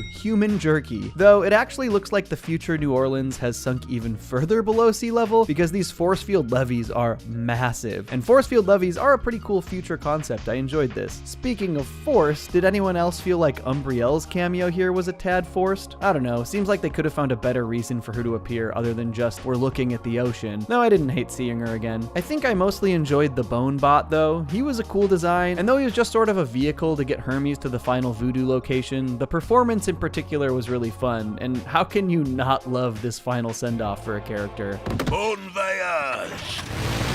So here's where my personal taste prevented me from really loving the solution to this episode. This is an aspect of how Futurama uses Hermes that we've talked about a lot on my podcast. The big reveal here is that the voodoo man Hermes is looking for is of course Barbados Slim, which I like that on paper just fine. Barbados is a hilarious character and they have this big ongoing rivalry, so that's a fun reveal. And I even love the reveal that the person who is actually best at voodoo is La Barbara herself, bringing her back in for the solution. That's a great idea, but I have to say I'm getting a bit tired of the whole La Barbara cheating on Hermes with Barbados shtick, especially with how far they take it in this episode. Afraid she might be too sexually attracted to you to think straight? Well, you're mostly right. I don't know. Personally, after the Hermes La Barbara Barbados subplot in Bender's Big Score, it felt like these gags had run their course. And after having great Hermes family-focused stories like the $6 Million Mon, or even the quick glimpse we have of them at Xmas in last week's episode, I was disappointed that they sort of regressed their relationship back this far. I think the Barbados La Barbara history adding drama to this episode resolution is a great idea. That's a fun way to mess with Hermes' insecurities, and there are tons of ways to make their history get in Hermes'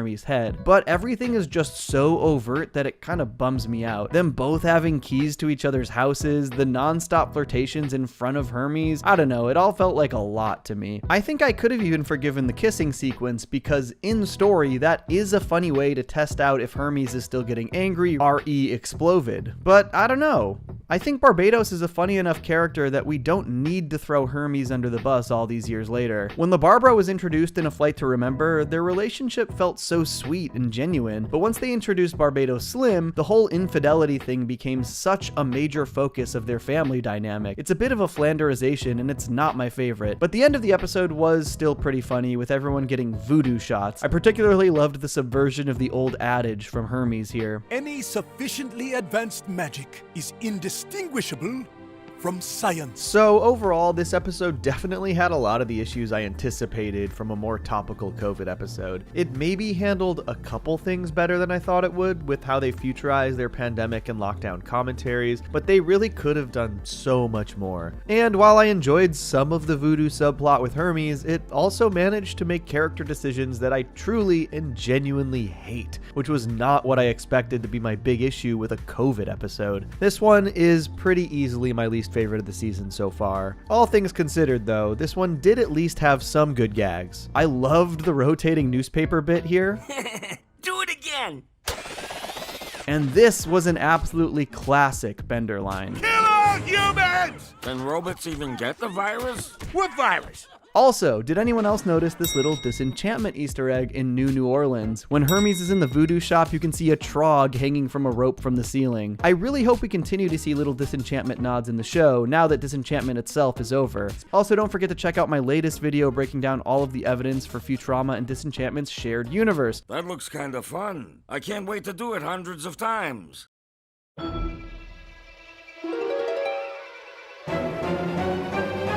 We are in the home stretch for the newest Futurama season. This week was another episode that seemed to have some fearful anticipation from fans, mostly because of the title, Zap Gets Cancelled. A recurring theme from fans this year is fear of dreaded topicality, but how did Futurama handle the cancel culture debate? Should the show itself have stayed canceled? Let's dive into Futurama's latest. Subscribe. So, fortunately, despite maybe a few too many modern buzzwords, Zap Gets Cancelled mostly told a solid Brannigan story that aligns with a lot of the character's history in the show. It feels like a spiritual successor to Brannigan Begin Again, with a nice Star Trek-inspired subplot. Speaking of, it basically opens up with Zap, Kif, and the Nimbus smack dab in the middle of a classic Trek-style conflict. I also really like this now-running Stardate gag for Zap.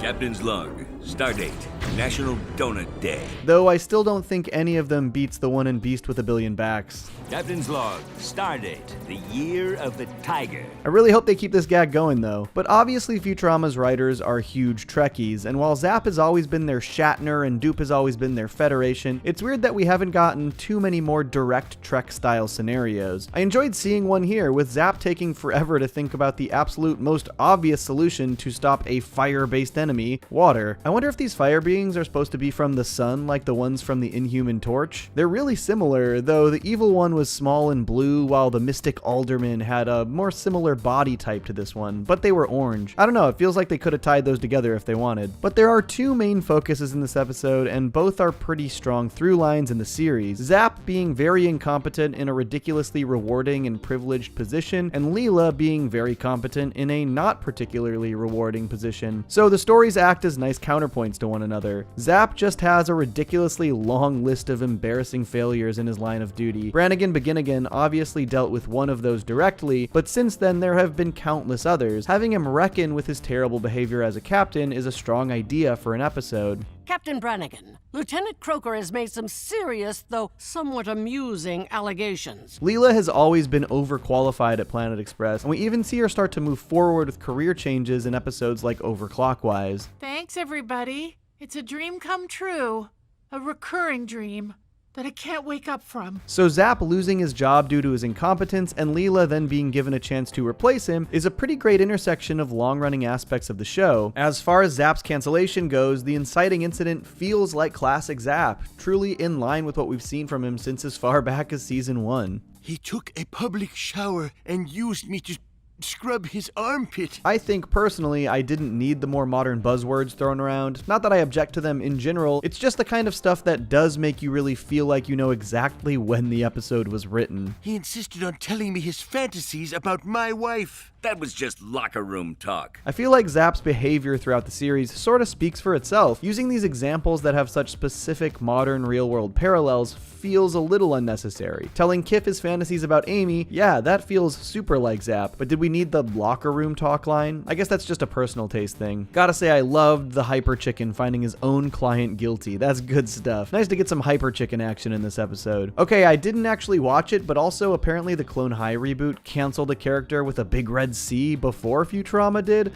Poor Abe Lincoln. But I really loved the concept of Zap's sensitivity training, that the instructor Dr. Kind puts them all on a simulated mission, acting as their abusive captain and giving them a taste of their own medicine. That's pretty creative. This mission may be simulated, but my abuse will be very real. Leela taking Fry and Bender with her to help pilot the Nimbus made for a really fun other half of the episode as well, and shots like this, where we see the entire crew of the Nimbus, really put Zap's gig into perspective, and the Trek-style conundrum she's put in is again such a great counter story to Zap's cancellation. Star Trek is so much about solving intergalactic socio-political issues in drastically different cultures, so it was so smart of them to make Leela's first task take place on a planet where they basically grope as a form of communication. Captain, respect their customs. We need to win the hearts and knobs of these people. It's just a really funny juxtaposition to the entire Zap storyline. I feel like the design of the Tactilians were maybe a little basic for my taste, but I loved the backgrounds and color palette of the planet itself. It does feel like this latest season has been lacking in new planetary locations. While we've had a few here and there, it's largely been very Earth-focused, so this was a nice change. I also appreciated that this episode actually gave us a bit more insight into Dupe itself. While it had previously been described as like the Federation in Star Star Trek, this episode makes it pretty clear that Dupe very heavily pursues its own self-interests. The leader suggested they're trying out more peaceful forms of diplomacy instead of war. But even so, they still press Leela to trick the Tactilians into signing over their natural resources for their own gain. Now, this aspect of the story did sort of fall by the wayside towards the end of the episode, but I think it's a pretty great conflict for Leela and pretty interesting from a world-building perspective. Leela, sometimes we coerce people with war.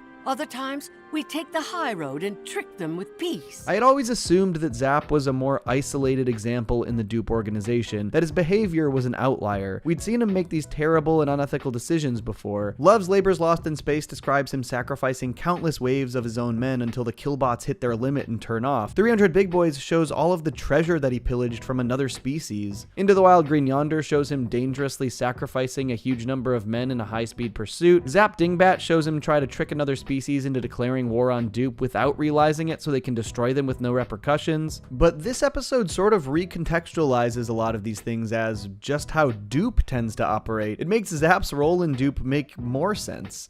Our captain will gladly engage in the nobbling. And of course, the big twist that Dr. Kind was actually grifting the sensitivity trainees, and the simulation itself was real. As he pursued his own anti-Dupe vendetta, he basically threatens to destroy the natural resources of the planet with a Durian. So this at least sets up another Star Trek-style moral dilemma for Leela, even though it's sort of a separate one from what was set up earlier. She can have the Nimbus fire on Kind and stop him, but risk the Tactilians in the process. He's surrounded by those poor, innocent pervs.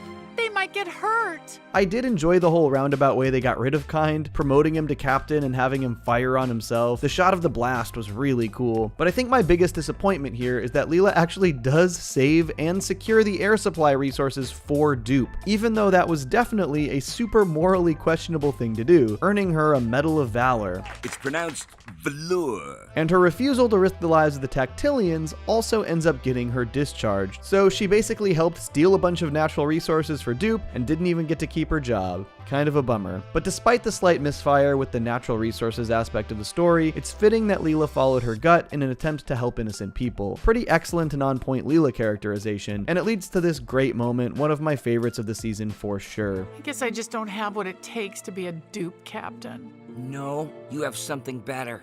You have what it takes to be Leela.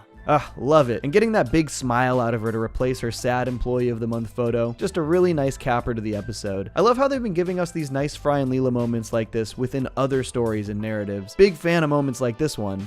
P.S. Fry looks cute. And honestly, she's right. Leela, Fry, and Bender all look great in these Dupe uniforms. I especially love Bender's. So overall, this was a pretty solid episode. It did have a bit of on-the-nose terminology that feels like it could age poorly, but nothing too egregious. It was a pretty creative narrative that built on the characterizations of Leela and Zap really effectively, and shed a lot of light on the nature of Dupe in general. I loved the Star Trek-esque nature of the dilemma, and honestly would enjoy seeing even more blatantly Star Trek vibes from Zap or Dupe. Does Dupe only have one starship like the Nimbus? They should bring in another ship and another design. Maybe give Zap an inferiority storyline when a bigger and better ship comes on the scene. Now who's the fat incontinent moron?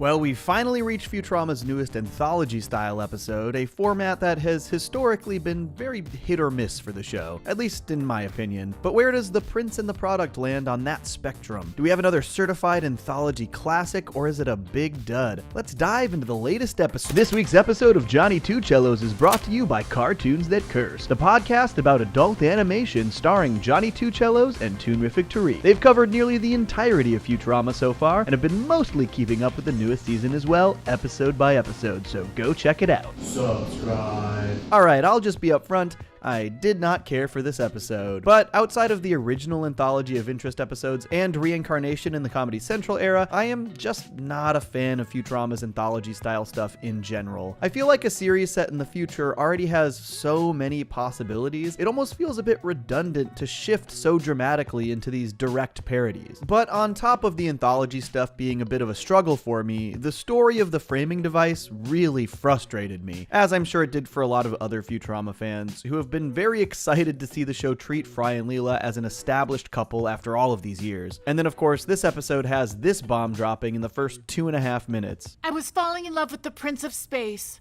We're getting married. Now, it's clear by the end of the episode that this is all non-canon nonsense, but there's pretty much no indication that this is the case until the final shot of the entire episode. And it's also clear that this whole story is supposed to be about as flimsy as possible on a narrative level. In fact, I don't think the Prince of Space talks even one single time. The entire framing device takes up less than 6 minutes of the episode's runtime, while still telling a full quote-unquote story. It's a melodramatic, rushed narrative that makes very little sense and has no meaningful explanations on purpose. I wasn't really in love with him. I was under a spell. A magic spell?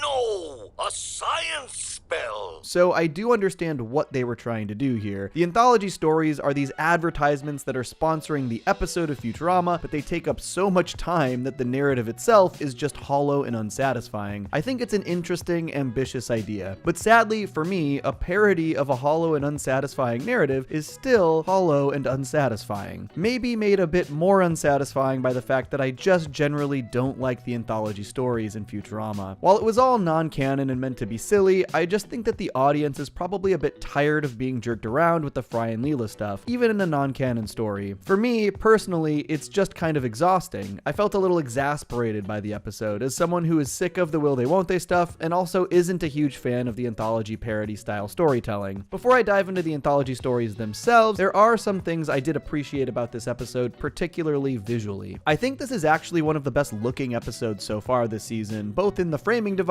and in the anthology stories. The Windows universe in particular has so many great designs. The Planet Express building looks excellent, and all of the characters translate really well into that metallic toy style. It was cool to see stuff like Fry exiting the freezer tube recreated, but my absolute favorite is for sure the look of these mountains. These backgrounds are so great. The little seam and rivets being visible for the perfectly cone-shaped mountains. Really great looking stuff. Not to mention this incredible wind-up snowflake transition. I loved that. The Round Wheels world has a lot to appreciate. The designs of the cars themselves are okay, but what I really loved was the design of the world with these Hot Wheels style tracks. I love when they travel up to space and it basically just kind of looks like a bedroom. The stars are just on construction paper that's been taped to the wall. These are really great details. Also a huge fan of the intricacies of the tracks that's connecting New York as well. The King of Space's castle is also a design I dug, and though this episode isn't canon, Leela probably sold this castle to the king when she worked in real estate, based on this gag back in Overclockwise.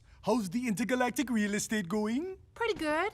I just sold a castle to the King of Space. I like when Futurama takes a small gag like this and builds it out more later. It's very reminiscent of the "is the Space Pope reptilian" joke before ever having met him. But as far as the stories for these anthologies go, I really do struggle to stay focused on the parody storylines. All three revolve around death and reincarnation in some form or another, and while I appreciate that they all have a common theme, I'm not exactly sure why this is the theme they chose for toy advertisement parody cartoons. Windows revolves around Fry's winding unit coming to the end of its life cycle prematurely because it ran slowly while he was frozen. It was at least nice to see Bender be the one with the biggest issue with this. At peace, you selfish jerk!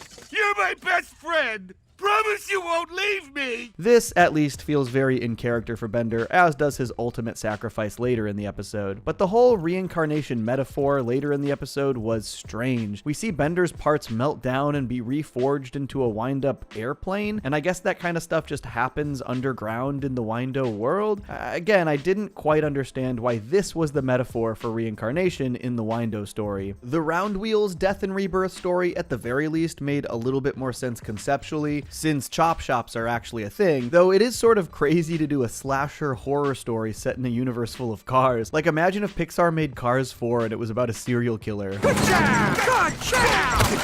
You've also sort of got a Ship of Theseus story going on here, with Zoidberg adding the parts of all of the other cars to his own body until he's no longer got any of his own parts left. Zoidberg not having friends is obviously a big part of his character, but I always felt like his whole thing is that he's still a great person regardless. It feels a little out of character for him to go on a murdering spree, but I guess that's why this is all non-canon. The Rubber Ducks and Eggulon story was probably the strangest one, but at least it finally explained why they sold these Futurama egg pins at Comic-Con this year. It was sort of funny to me that the framing device was throwing a huge wrench in the Fry and Leela connection, while this anthology story was simultaneously once again framing them as each other's true love, almost like the writers are just sort of teasing the audience with this entire episode. And at the very least, I liked the entire egg/duck metaphor for death and rebirth in this story, a little bit more than the other ones. It's got a very cute Fry and Leela ending. But again, I just don't really understand why this was the theme for an anthology episode that was also parodying toy advertisement. I just really struggled with that the entire episode. I think this one also feels like it's paced a bit oddly as well, and that's because it sort of is. Usually for these anthology episodes, you use the framing device to set up the story, tell that story in one act, cut to commercial, and repeat. But because the entire game of this episode was that the toy advertisements were interrupting the actual Futurama story, they wanted to highlight how disruptive those toy commercials could be to the story. So the actual commercials / act breaks take place in the middle of the toy commercial narratives. That way we see them cut out of the toy commercials and back to Futurama, and then the Futurama narrative is once again abruptly interrupted by the next toy commercial. I think one of the reasons I always liked the old anthology of interest storylines is that the what if machine itself creates a layer of canon to what we're seeing. It's showing us a potential series of events that could take place if something were to happen to the characters we know and love. Everyone acts very in character in those stories because it's just these sort of alternative series of events, and therefore we still learn something about those characters. I think when the focus becomes these completely separated parodies, it doesn't really mean as much to me on a narrative level. It doesn't mean much to the characters that I care about. Even at the very least, in the What If Machine episodes, the characters watch the alternate timeline play out, and therefore they learn something about themselves. It always felt like such a clever way for the show to do anthology-style storytelling, and it's always bummed me out that they abandoned it in favor of these newer style of anthology episodes, none of which have been particularly good to me, with the one exception of Reincarnation, which is an amazing episode, in no small part due to the incredible animation. Sadly, I think I pretty firmly feel that this is my least favorite of the season, but again, the anthology stories really just haven't been my thing since the Fox era, and I think with the framing device opting to revolve around Leela leaving Fry again, I just really couldn't get behind this one in any way. But they can't all be winners, and I'm always curious to see if they can break the anthology curse each year. Hopefully next year we get something cool. But I love you, and I can't afford to live without you.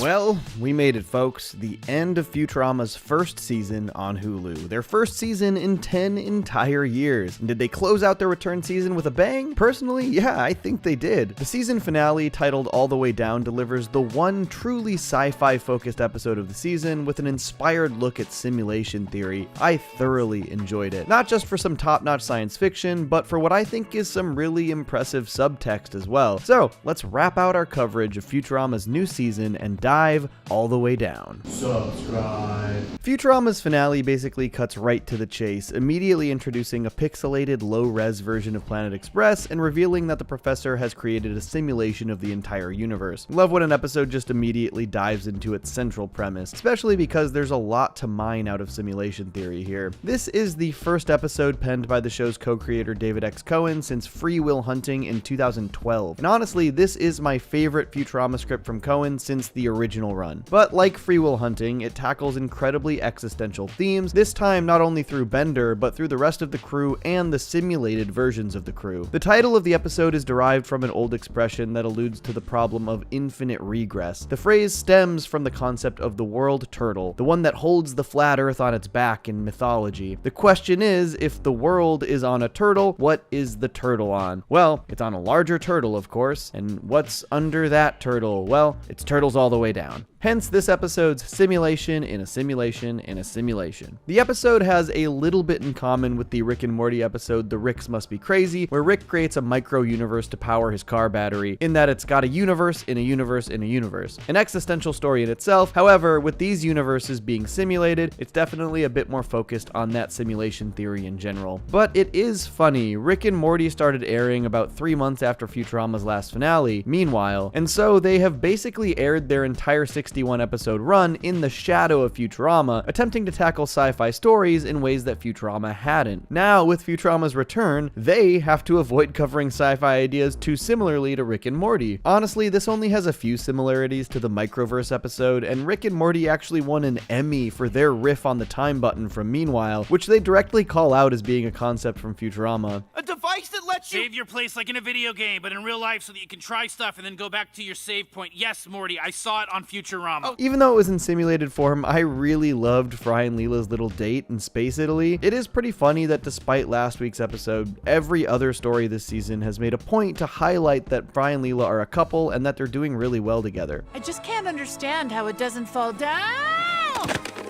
Let me give you a hand. Honestly, I think what I loved most about this episode is that it really did make me think more about simulation theory. I've never really looked into it seriously before, but they did such a great job breaking it down into concepts that anyone can understand through the dialogue and character interactions. Basically, the professor explains that there are limitations of his universe simulation due to the limitations of his computer's processing abilities. So I had to have the information travel outward gradually at a fixed speed. Like the speed of light in our universe? Right! I also appreciate that the one really pressing the professor on these ideas is Amy. It feels like only a handful of episodes really embrace her scientific side, and she did get her doctorate back in the episode That Darn Cats. So your programming shortcut is like quantum mechanics in our world? Exactly like that!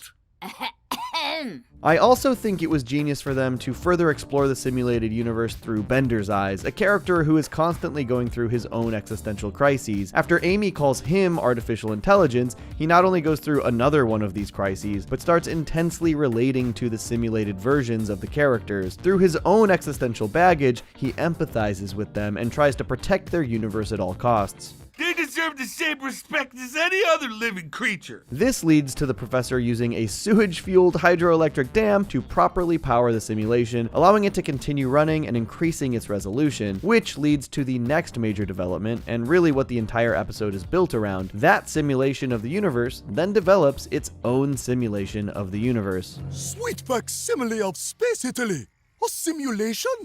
Within a simulation? The progression of the simulation stories escalate pretty perfectly. We basically see them catch up to the current episode's story. There's even a little low-res sequence of the simulation playing out the events of this season's premiere before that. So the simulation catching up to this episode means that they then start to question whether or not they might be in a simulation, just like Amy did before. But now, with our crew observing the simulated crew, they know the answer to their question for certain. I mean, what if our laws of physics are just the computer code of some big, brilliant professor playing God up there? Nailed it! So for the simulated characters, in order to figure out if they're living in a simulation, they decide to force the collapse of a magnetic star, something so complex that the computer won't be able to properly simulate it without glitching out, which the non-simulated professor realizes will, without question, show them that they are in a simulation. And Bender's existential empathy overload leads him to want to be the one to tell his computerized compatriots that they aren't real. He wants to be there for them in that really difficult time. The professor hooks him into the simulation, but before Bender can tell everyone, Fry's impassioned speech about what they mean to each other brings Bender peace. It doesn't matter if I'm real? So what did you want to tell us, Robert? Just... thank you! So, as they force the magnetar to collapse and the system overloads, Bender somehow reboots back in the real world and reveals that the professor can simply underclock the computer, leading it to run the simulation so slowly that the magnetar won't collapse for centuries, leading to the absolutely beautiful final sequence as the simulation glitches out and Fry and Leela slowly move to embrace each other. Okay, I know that was a lot of recap for the last few paragraphs, but this is all important for some major analysis here. There are two things I really want to talk about with this episode. One about the lore of the show that is subtly hinted at here, and another about the metatextual meaning behind this episode. And both are really cool in my opinion. Without flat out revealing it, this episode is heavily implying that the Futurama crew we follow also live in a simulation, and it's all hinted at through Bender. The professor tells Bender that his trip into the simulation will be a one-way trip. There's no way for him to return. And yet, without explanation, Bender returns. But he doesn't actually. What's happening when Bender reawakens is that the Bender from the next universe up is going into this simulation, just like our Bender went into that simulation. He reboots and awakens the exact same way in both instances. Where am I? Rebooting. Where am I? In both cases, Bender asks where he is because he's jumped into a simulation he doesn't belong to, so listen carefully to what he says when he shows back up in our universe. Oh, I had to come tell you something. Bender is sad and wistful, not like when we last saw him inside the simulation, where he had accepted his fate and the fact that he isn't real. Like our Bender wanted to tell the simulated crew that they weren't real, this Bender came to this simulation to tell them something as well. There's no explanation for how Bender came back or how he knew how to save the simulation. It's because he's a different Bender from the next universe or next simulation up. It's Bender's all the way down. This idea might make some fans mad, since now the Bender we've been following is stuck in the underclocked simulation, and now we've got a different Bender, but I think the science fiction of it all makes it worth it, much like the results of the late Philip J. Fry's universe jumping. But what I want to talk about even more than this subtle Futurama lore bomb is the metatextual takeaway from this episode, or at least my metatextual takeaway. To me, it's sort of about the show Futurama itself. The way I see it, Bender's adoration and connection to the simulation of the universe is a stand-in for us as an audience and our love for Futurama. Bender has grown this immense connection to these simulated people and cannot cope with the idea of their existence coming to an end. A concept that Futurama fans are all too familiar with. We love and adore these fictional characters because even though they aren't real, there's beauty in their stories that we connect to. And I think the dialogue throughout the episode really reflects this idea. Would it be any less beautiful if it weren't real? And we weren't real? They, of course, aren't real. We know this, but they still have a real impact on us. We're nothing more than atoms, right? But somehow, we are more. And this even extends to when we dislike an episode of the show. The fact is that we care so much about this show and these fictional characters that we truly feel disappointment if the show lets us down. These moving drawings have a real, tangible effect on us, positive and negative, and that is special. Obviously, this isn't unique to Futurama, it's fiction in general, but in a way, this show is a simulation. Obviously, it's not a literal simulation, but it is an entirely fabricated world and universe. And while this latest revival wasn't necessarily one any of us expected, in the past, Futurama has been canceled prematurely, and there have been times where we as fans were all Bender in this episode, desperate for the simulation that we connected to continue its life, hoping that it doesn't end tragically. And obviously, beyond that, there's the existential message of it all. Bender is a character in particular who is constantly searching for the meaning in his existence, which has always worked great given that he's an artificial being. But this is obviously something that humans do in general, whether that's seeking answers through religion or science or philosophy. And if the answer is actually that, oh, we are literally all just in a giant simulation, ultimately, does that matter? It doesn't change anything from our perspective, because existence isn't about the answer, it's about the meaning we find within it. The answer probably isn't going to bring you peace. The connections we make are what are important to us, whether we're real or we're simulated. But I love you, now and forever. And that much is real, even if we're not. The more I watch this finale, the more I really, really love it. So many of Futurama's best episodes balance mind-bending sci-fi premises with impressive existential and philosophical themes, and this one really nails both. I'm not sure if it's my #1 favorite of this newest season. It might sit just behind I Know What You Did Next Xmas, but who knows, this one keeps getting better for me, so it could overtake it. This first Hulu season of Futurama definitely had its ups and downs. Going in, I was not convinced it should happen at all, and while I do still think Meanwhile was a beautiful ending for the show, we've gotten some stuff this season that I'm really, really grateful for. And after a 10-year hiatus, I feel like the writers can really start hitting their stride in the next 10 episodes. Either way, the laws of the universe are way beyond our control. So what can we do? We just make the best of it. So let's talk about the season as a whole, and more importantly, that primary question. Was reviving Futurama in 2023 a mistake? If these were the only 10 episodes of the series we got in this entire revival, I probably would have said, yes, the show should have stayed dead after Meanwhile in 2013, despite a couple of truly excellent episodes and a finale that I think will just be more highly regarded over time. But if I'm being honest, with 10 more episodes on the way and possibly 20 more after that, I'm feeling much more positive about the future of the show than negative. These writers hadn't written for these characters in nearly 10 years, and some of them had never written these characters at all, and not unlike the Comedy Central era, they opted to get a handful of topical subjects out of the way in that initial run. And while I do think there are a couple of massive missteps this season, at least for my sensibilities as a fan, in general, I felt like they were doing a great job shaking off the rust and getting back into the swing of writing Futurama. It almost makes me wish they had saved episodes like Children of a Lesser Bog for the next run. That's an example of an episode that I thought was good and so close to being great. But because of some clunky exposition that led to some weird characterization, it didn't quite hit as hard as I wanted it to, despite a great ending that tugs at the heartstrings. But while the progress wasn't linear, there are some episodes I really loved this season, and the strong episodes showed that the writers are able to get a good handle on this world and characters again. I Know What You Did Next Xmas in particular was just such a joy to watch. The fact that they were able to give us an in-depth character pairing we had never really gotten before is amazing in itself, but I will never get over Zoidberg and Bender trying to dispose of Santa's dead body. So funny. Overall, the season had 2 episodes I really hated, 6 I thought were varying degrees of solid, albeit with different issues, and 2 that I thought were truly top tier. I know I already gushed about it, but I do think All the Way Down will just be looked at more and more fondly over time. To me, it's got that Godfellas-like quality, just a perfect balance of sci-fi and existentialism, the true sweet spot for Futurama. The reason I am more optimistic than pessimistic moving forward